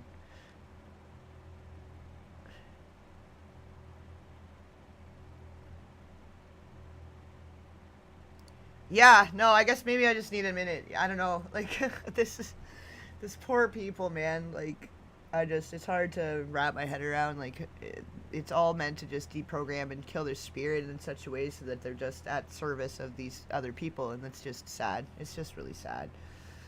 And sometimes they would forget to bring you groceries, so you basically just starve. Being sent away can last like years, months, sometimes days. Oh, I was gonna say too, like, okay, like, it's one thing too, if you don't know the parent, you wouldn't recognize them. Like, there's different circumstances that you may not know or recognize a parent, but having them in the same sphere, and they could be there for their kid, but they have them on another mission taking care of other kids while this girl is being taken care of by whoever, like, all of that is just, it's such a different mental fuck up, you know? Like, there's no reason they couldn't have bonded. There wasn't other, you know, extenuating circumstances like, you know, separations, divorce, whatever, and somebody leaves and never comes back, whatever. That stuff happens, and that's not great either. Obviously, that's devastating also. That's also a trauma for people, and, like, whatever. We could go into that another day. But to have them in that sphere, and there with them, and but not have enough contact that they even know who they are at times because they've been so far apart so often, like, that's messed up. And for the sake of the church, or for the sake of the services, or whatever, to perform services for the group or whatever.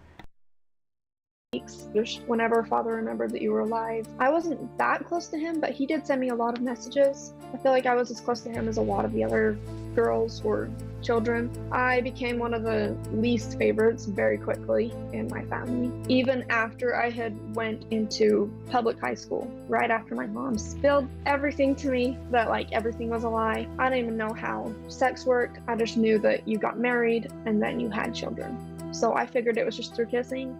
But oh, definitely not. Poor kids, man, too. And then they're kept like in a bubble in that sense, so then they don't even know the horrors that are coming for them. They're just taught to obey and to keep sweet, or whatever the saying is. And oh man, yeah, like, something gotta be done here, and slowly but surely it is. We can see that now, and obviously the more people talking about it, the more people organizing to prevent it and organizing to help people trying to escape from it, the better, right? But it's just a lot. It's a lot to try to absorb and percolate too, and I understand that, because it's a lot. It's horrifying, and they don't even know how horrifying it is till they get to the other side, you know? I didn't know it was. My mom explained that to me a lot later. So my father's in prison for life plus 25 years. Basically, after he was put in prison, nothing happened. Things just went on as usual. He did appoint like the first presidency to kind of make sure everything was carried out that he gave us permission to do, or told us to do, like all the messages and everything. And then he put these people called guiding elders, who were usually his brothers. You would have to get approval from them before you did anything, or sent a package, simple things like that. So currently the church is still going on. There's a lot less people because more people have realized that it's just BS and have left, but it's still going on.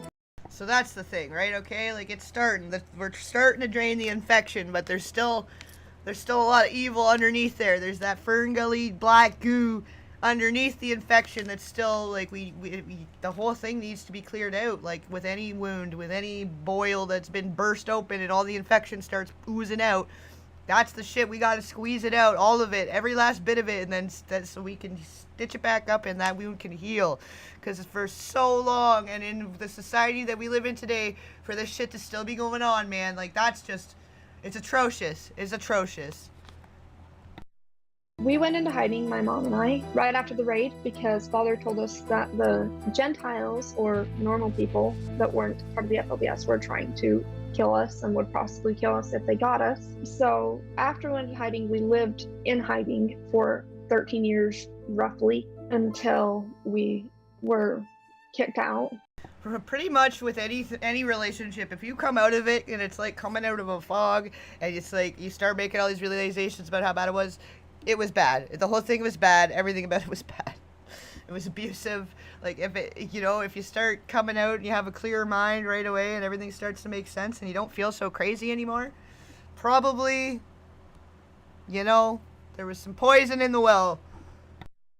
Or Father told my mother that she was sent away forever because she committed adultery or did like those things with me, which is just insane. Which, like, yeah, so that goes for families, that goes for friends, goes for anybody. If you have a clearer mind and a better life and things are going more smooth and things seem to be, a lot more positive and healthy without certain people, then just keep them out of your life. Just keep going forward and keep them out and just, do you. Do what's best for you, not what people think that you should do. Do what you think you should do that's working best for your sanity. And I didn't even know what adultery meant, so Father had me sit and listen to the message that he gave her, which was quite dark, and then that sent her away forever. And then we left, which was in 2018, the end of July. So hiding is where they would rent these houses, these really nice houses, and it would be on several acres, sometimes half of a mountain.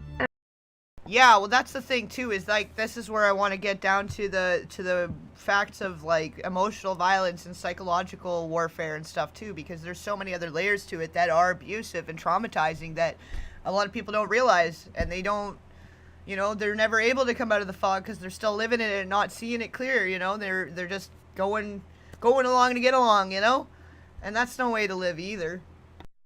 And you were not supposed to be seen by anyone. So for 13 years in hiding, we just tried to do what we could. My mom got this survival book, and we would go build like cabins, push over trees. We had quite a bit of property on most of the houses, but eventually then Father gave this rule that you could not go away from sight of the house. So it made that a lot harder. After we left and we were trying to get used to the normal world, when anyone would ding the doorbell or anything, we would just go hide under the bed. It was like an immediate reaction. Yeah, man, like this is, and you gotta think, this is just a one person talking. Like, how many kids did this guy have if he had 70 some odd wives, and how many other kids are still in these situations? How many other young brides, young people and just people being born into the captivity of it, right? Like, this is literally, oh man, no, it's a disaster, and this is the stuff people need to be more aware of, that they keep pushing it to the side, trying to hide it and say, yeah, that's nothing to do with us. Okay, well, it doesn't matter who it's to do with. We got to talk about it. Somebody need to do something about it, because somebody needs to take responsibility at some point, Me and my mom finally left when she felt like Father was just hurting us, his kids, like her kids. Father had already sent Wendell away, my older brother, when he was 14 years old to just live on his own, and Mom was really mad about that. So she wrote to Father and said, I don't want you to talk to my kids anymore. Like, you're just hurting them, you're ruining their lives, you're making it like we've made a life for ourselves now and you want us to ruin it for you. So she said, I won't do it anymore. A couple months later, then that's when we left. Claps for her mother. Hell yeah. Brave soul is coming through the other side. Hell yeah. And fucking, like, and what a treachery too, like, trying to live off the land and trying to get, like, this, their great escape too. Like, that's so much even a greater escape, so claps for this kid for making it through, and everybody making it to the other side here. So being a part of the Gentile world, it was really strange, and I was excited. I was really excited, but I was terrified.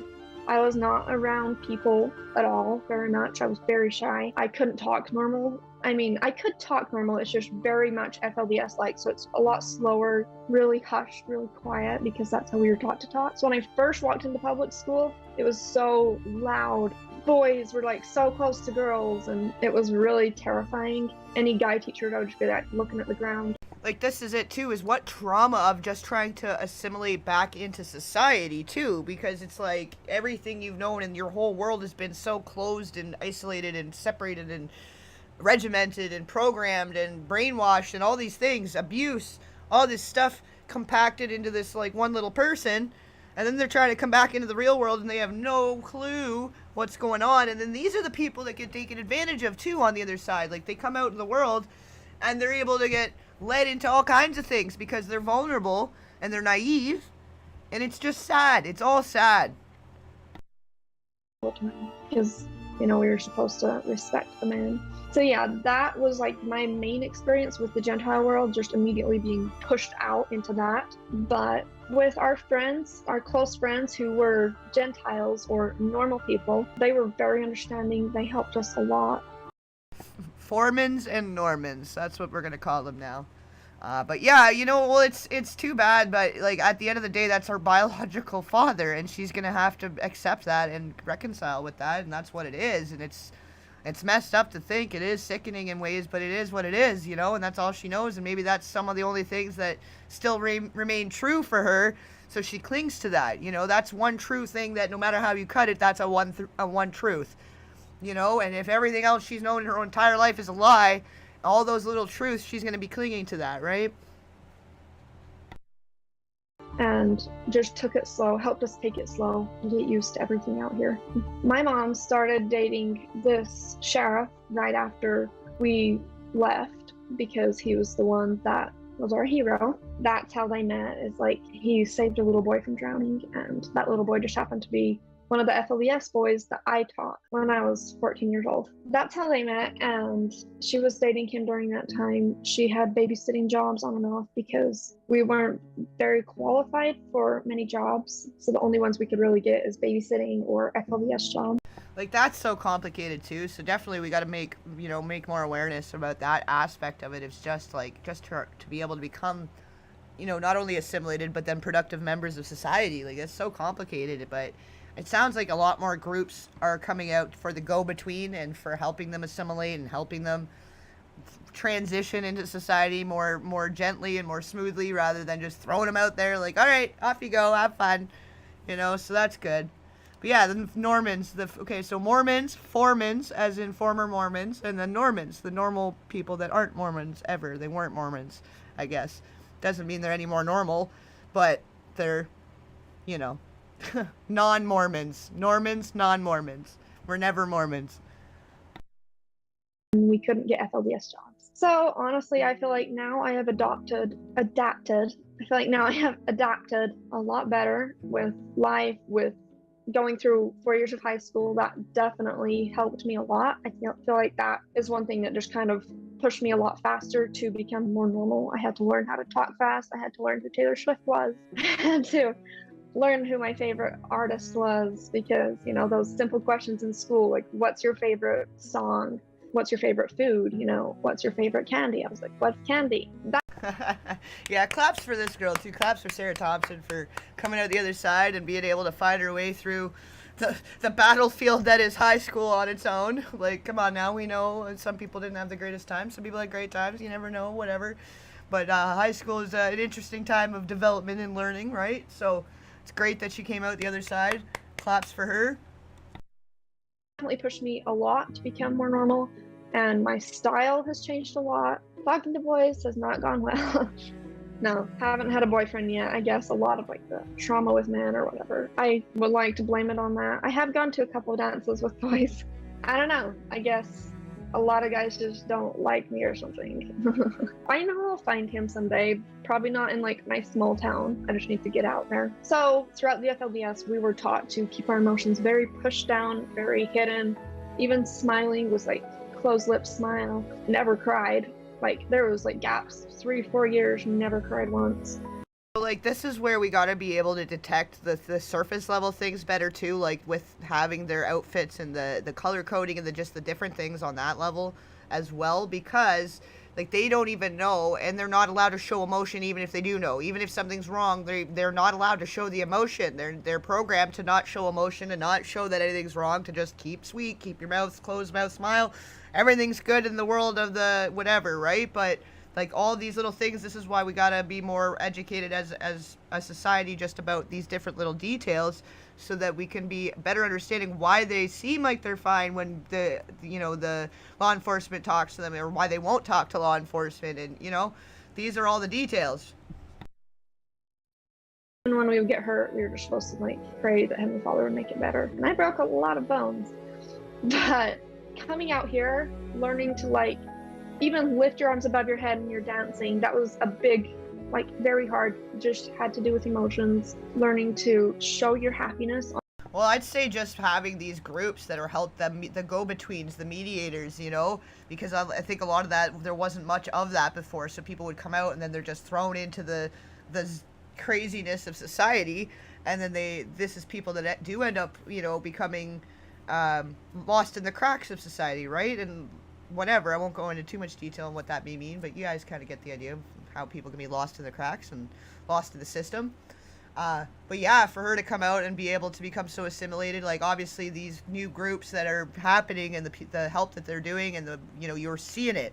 Like how many fundraisers and charities have you seen for 30 years or plus saying the same shit over and over again about the same thing in the same places, like, oh, these starving Ethiopian kids or whatever, and they've done sweet fuck all, you know what I mean, over all this time. But then you see real results with these groups, these Mormon groups, these former Mormon groups, and the Normans that are having their close association and trying to help with the assimilation. Like, all of that is very necessary and obviously is making big waves, because exactly, for her to be this well-spoken and be able to do this interview, have been able to complete the high school experience in one piece, and seems to be good, doing all right.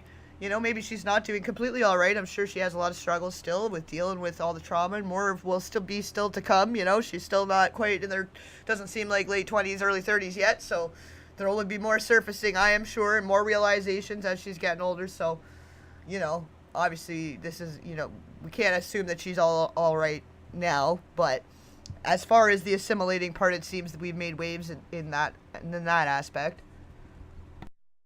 Your face or your sadness, learn to talk to people, but I have not gone to therapy yet. I need to. Like, I know it would help me, but I just haven't done it yet. Sometimes when I see kids living like a normal life with their father right there, I look back and I'm just like, why did I have to be born to him? Like, did I do something in the before life that made it so I was born to him? But then my mom, who is an angel, I was born to her. I'm not mad about it. No, you're here to help break the generational curse. You're here to speak out about it and spread the word about what's going on behind the doors and walls and whatever over there in that situation. And she's here to break that curse.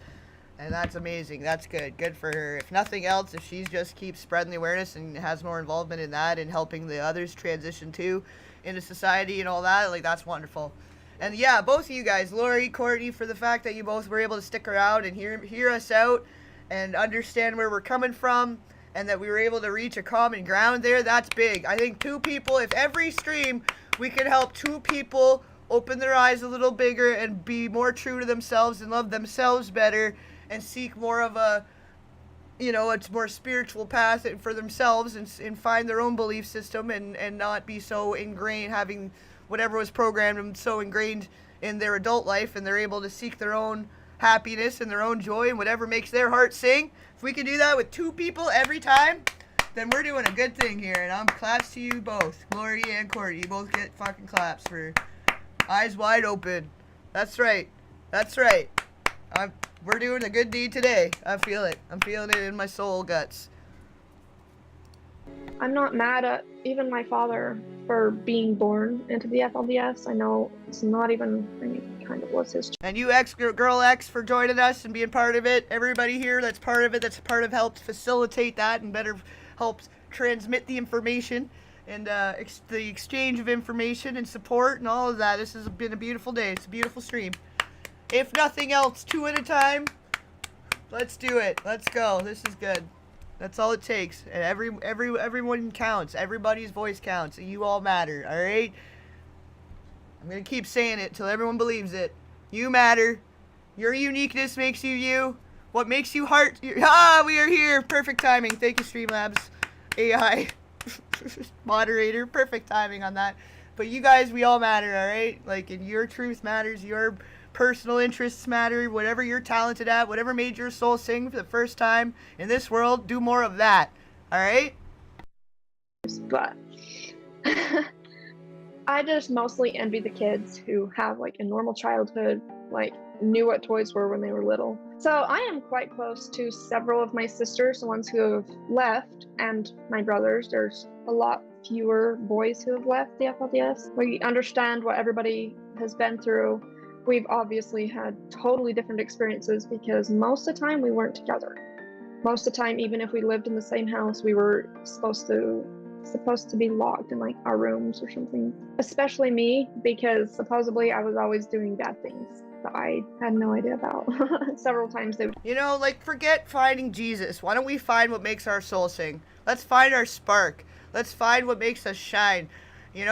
what makes us us as an individual, because we're individuals, part of a one collective for sure. We're all bound by energy, and we're all here having our own thing as human beings, but we all are what makes being a human special. The human experience is meant to be an individual, unique, special experience, custom and personalized for you. And you only get one as far as we know. Maybe we don't know. Who knows? Maybe there's a before, maybe there's an after. Who cares? Why not make the most and the best of what we got and live it with happiness and joy and with good heart and good intentions, and that be the main thing. And protect the little kids. It's not that hard. Why don't we do more of that? And then just be happy as humans and not have to conform to these cookie cutter Wonder Bread versions of society. Like, why are we doing that? Why have we been doing that? I want to see more authentic, unique, real, genuine, human soul food. Here's to soul food and making our souls sing. Right? All right. Me and be like, I had a dream that you did this, so we gotta lock you in your room.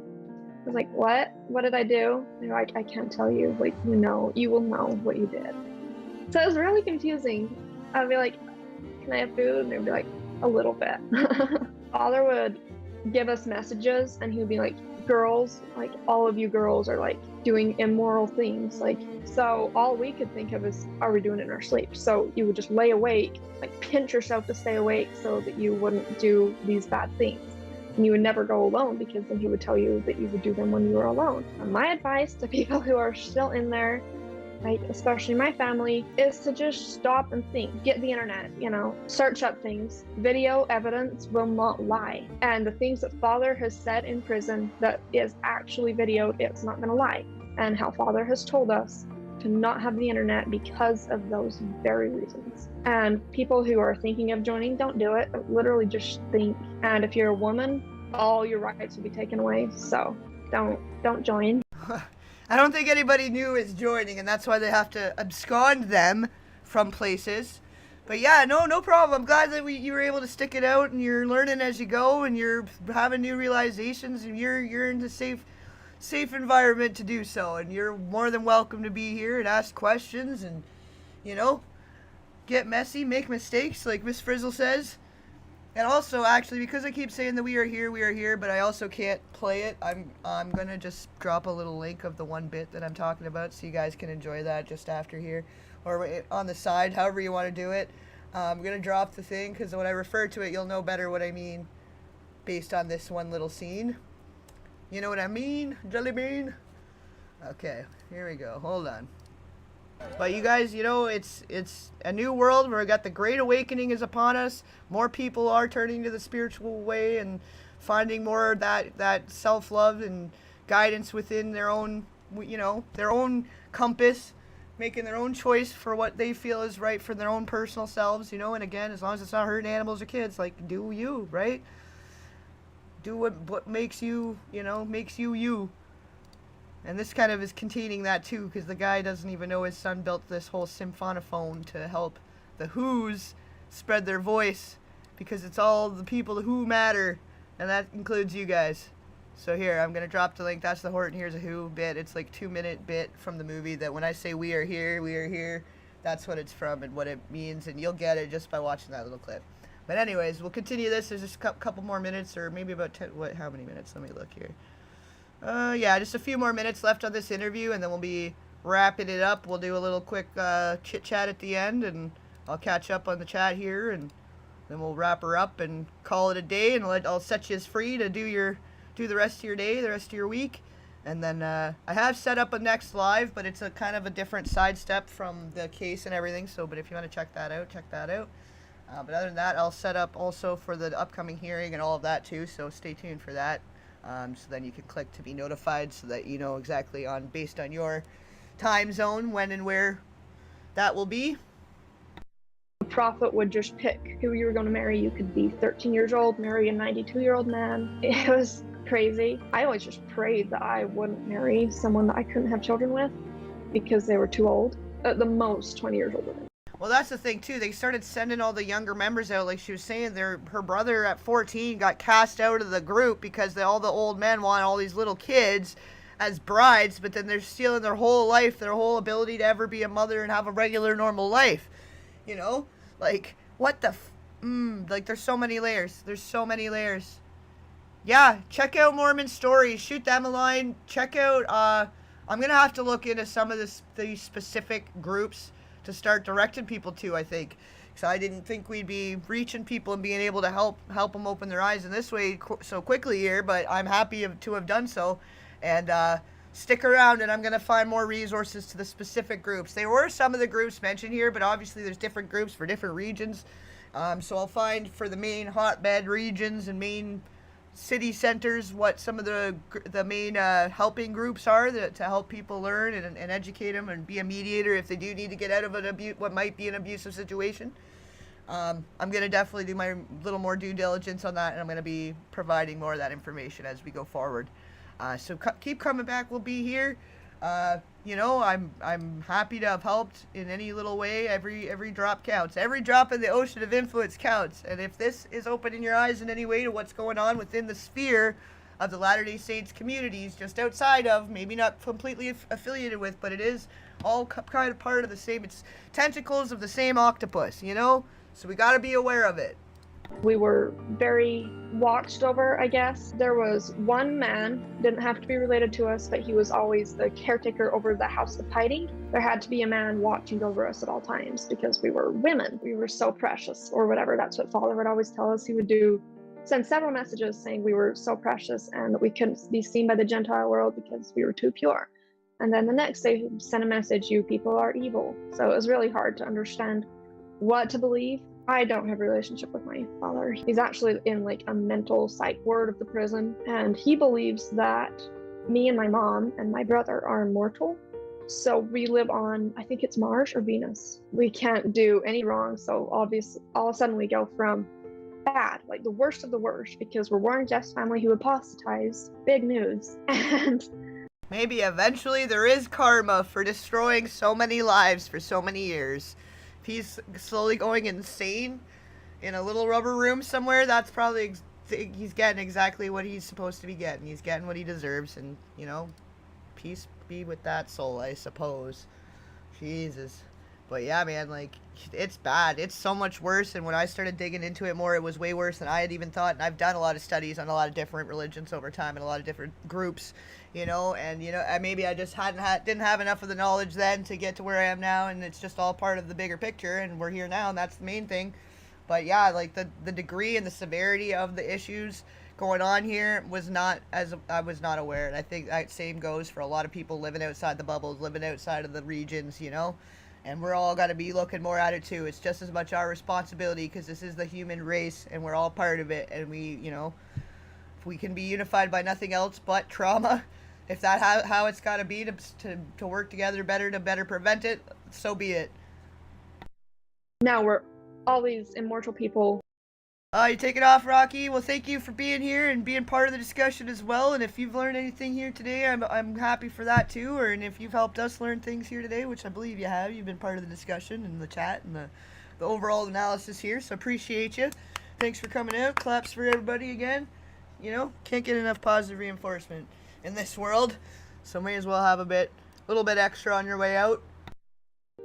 On Mars. So yes, the FLDS is a cult. You can't really join or leave. Very, very few people joined. I've heard of this one woman that almost joined, and then she just became really spooked out by a lot of the guys there. I think everybody who has left the FLDS in a whole, there's a lot of people who leave the FLDS and just immediately go to drugs, alcohol, which if you need to do that, then totally do it. But Mom personally did not want that for us. She wanted us to come out and be the best people that we could be, and that is why she left, is for us, for her kids. And marrying Dad was a big plus. I remember looking at how Dad would treat his daughters or his family, and I would always just look at them and be so jealous, just envious. I wanted a dad like that, and I do. He's my dad now. It was big for me. We definitely went through some stuff to get used to it. Obviously, we were so used to having a guy always tell us what to do.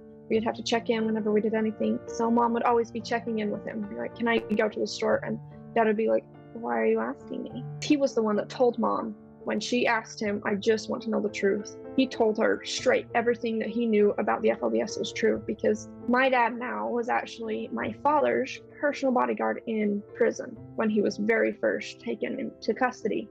So he actually knows Father, like, very well. So the reason I use Father with Warren Jeffs, that sounds weird, and Dad with my dad now, is because we were told to use Father all the time. It was just respect, respect, respect with Warren Jeffs.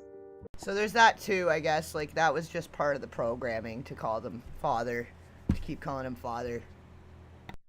And so that's why I grew up calling him. But Dad, I feel like he earned that. He earned the title of Dad. And he treats me like a dad would treat his daughter. That's why I call them Father or Dad. So the reason I share my story is honestly just to get it out there, to talk about it. I know it's not really talked about that much in a lot of places, but I know it needs to be. Like, a lot of people who are still in the FLDS have seen what I've posted. And honestly, my guts, there's something weird on that channel. I've been looking at some of these channels now too. Like, I've been doing a lot of different research in a lot of different directions the past couple weeks, but that Not Enough Nelsons has been standing out to me as not, I don't know, not enough clarity on what may be going on there. So I'm going to be looking at that a little bit closer. And just from what this Carl Crusher guy, also, by the way, if you haven't seen that or you weren't here for that, check that out, and check him out. But some of the stuff he's revealed about Mormon vlogging channels specifically, which I'm not sure if the Not Enough Nelsons are Mormon, but I'm assuming they are with the family, size of the family and with whatever's going on there. But there's something about them that stood out to me a little bit. And going back and forth to Hawaii and stuff, there's something going on there a little bit that I'm not sure about yet. But my guts at the beginning of the case with the Ruby Franke thing were saying something about something, and then she made some heinous allegations in the custody hearing that kind of confirmed there's something about something going on somewhere. And the Not Enough Nelsons thing, there's something weird going on there. I don't know what it is yet. I'm putting my thumb on it yet. But when we find the jugular, I'll have my thumb on it. Don't you worry.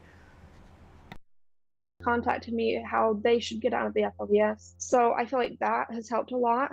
And also another reason is just for me to just get it off my mind, just to get it on paper, to put it out there. And also because we were supposed to keep it such a secret.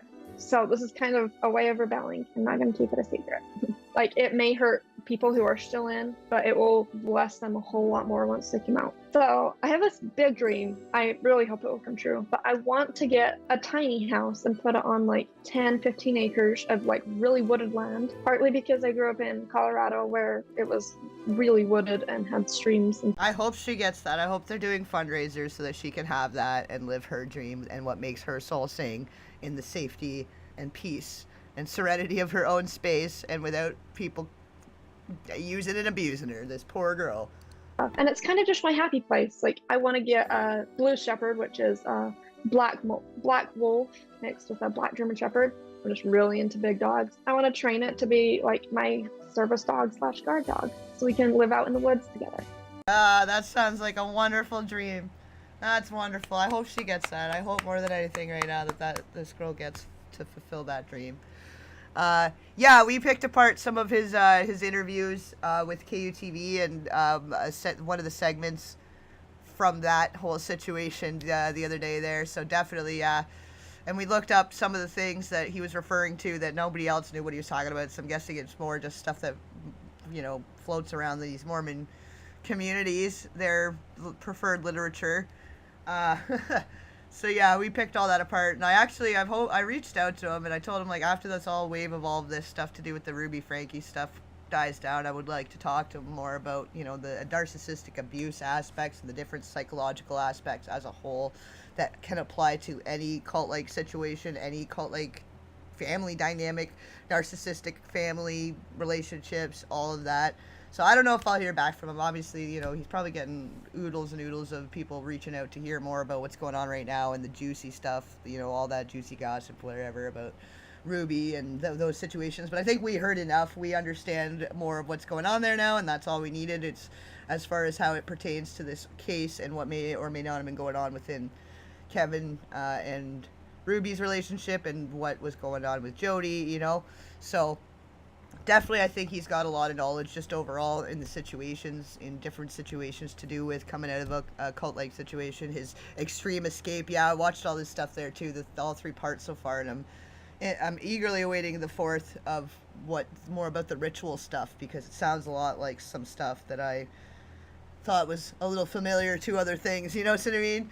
Like, it's a little more of touching on a little more of whatever my upbringing is here a little bit, in ways that I can maybe better understand with some of his wisdom, you know. So hopefully, maybe, I don't know, I'm not putting too much weight on that, or, you know, I don't, if I hear from him, that would be awesome. If not, that's just as awesome. It's fine. Just as much of the info he's putting out, all of the insight he's given us from that, from his perspective, has been great either way, and we're going to continue to follow that as a little bit as well, taking some of his knowledge and insight as we go. But yeah, so this is, like I said, this is down to the last few minutes, so let me finish this off, and then we'll do our final little chat here, and then we'll all be free for the day.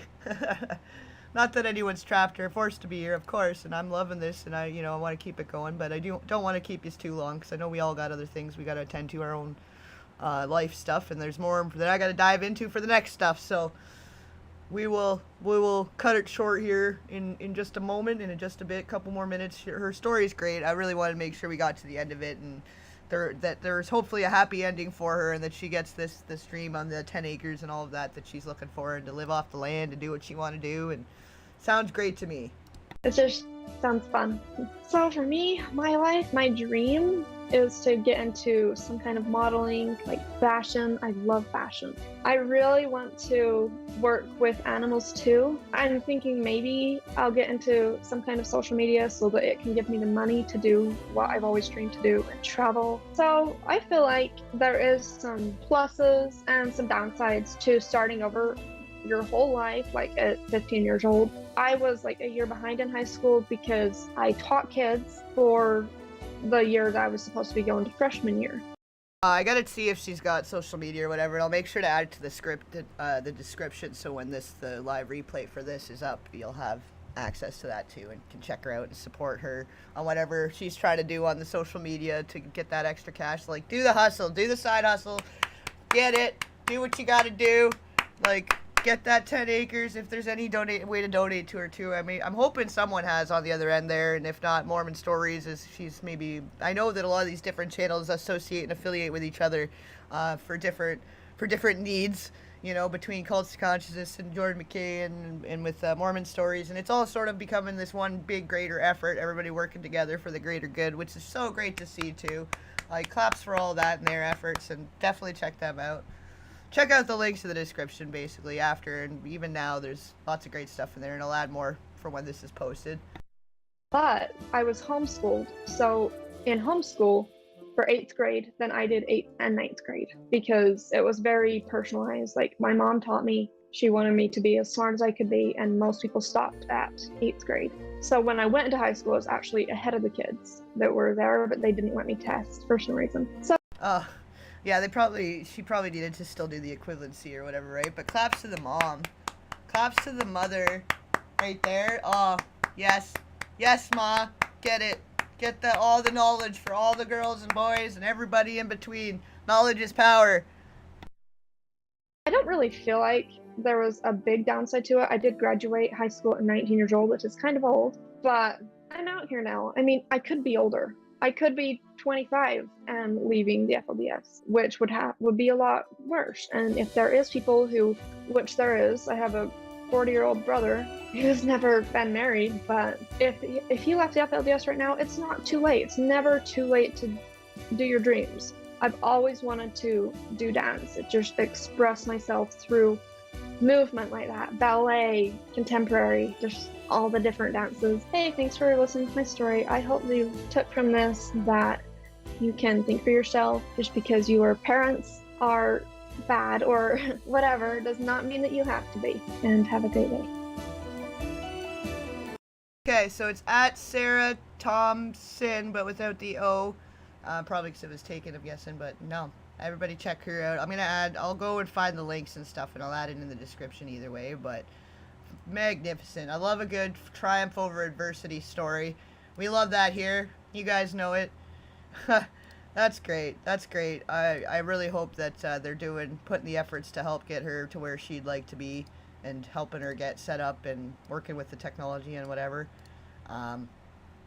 Lovely story at the end, but awful, awful, horrifying things still happening in these communities. So that's definitely, you know, we're gonna keep, again, like keep saying, keep our thumb on the jugular on that. But here, I'm gonna catch up with you guys in the chat, and then we will call it for today.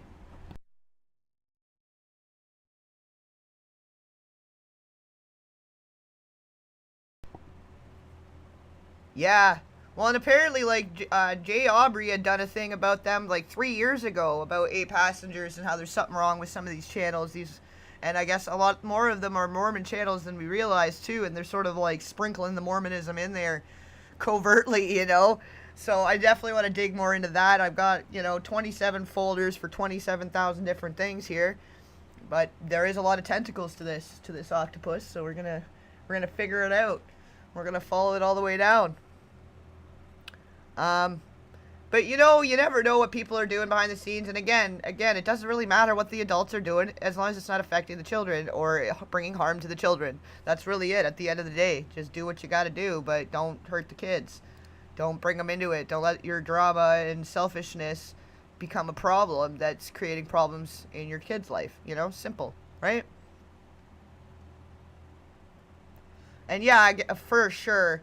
The way he describes it and explains it is so good too. The Carl Crusher, the repression and suppression of natural human things leads to depravity. It seems in most often. I think that's where we're seeing a clear pathway here at this point, which we're gonna dive more into that too. Because I've been reading all these manuals and watching some of these videos that were like the training at home videos, and actually maybe on a live stream at some point we'll review some of those too, some of these like from the 80s, you know, what their parents or these adult women would have been watching growing up to be their teachings as far as the church goes, you know, giving us a little more insight.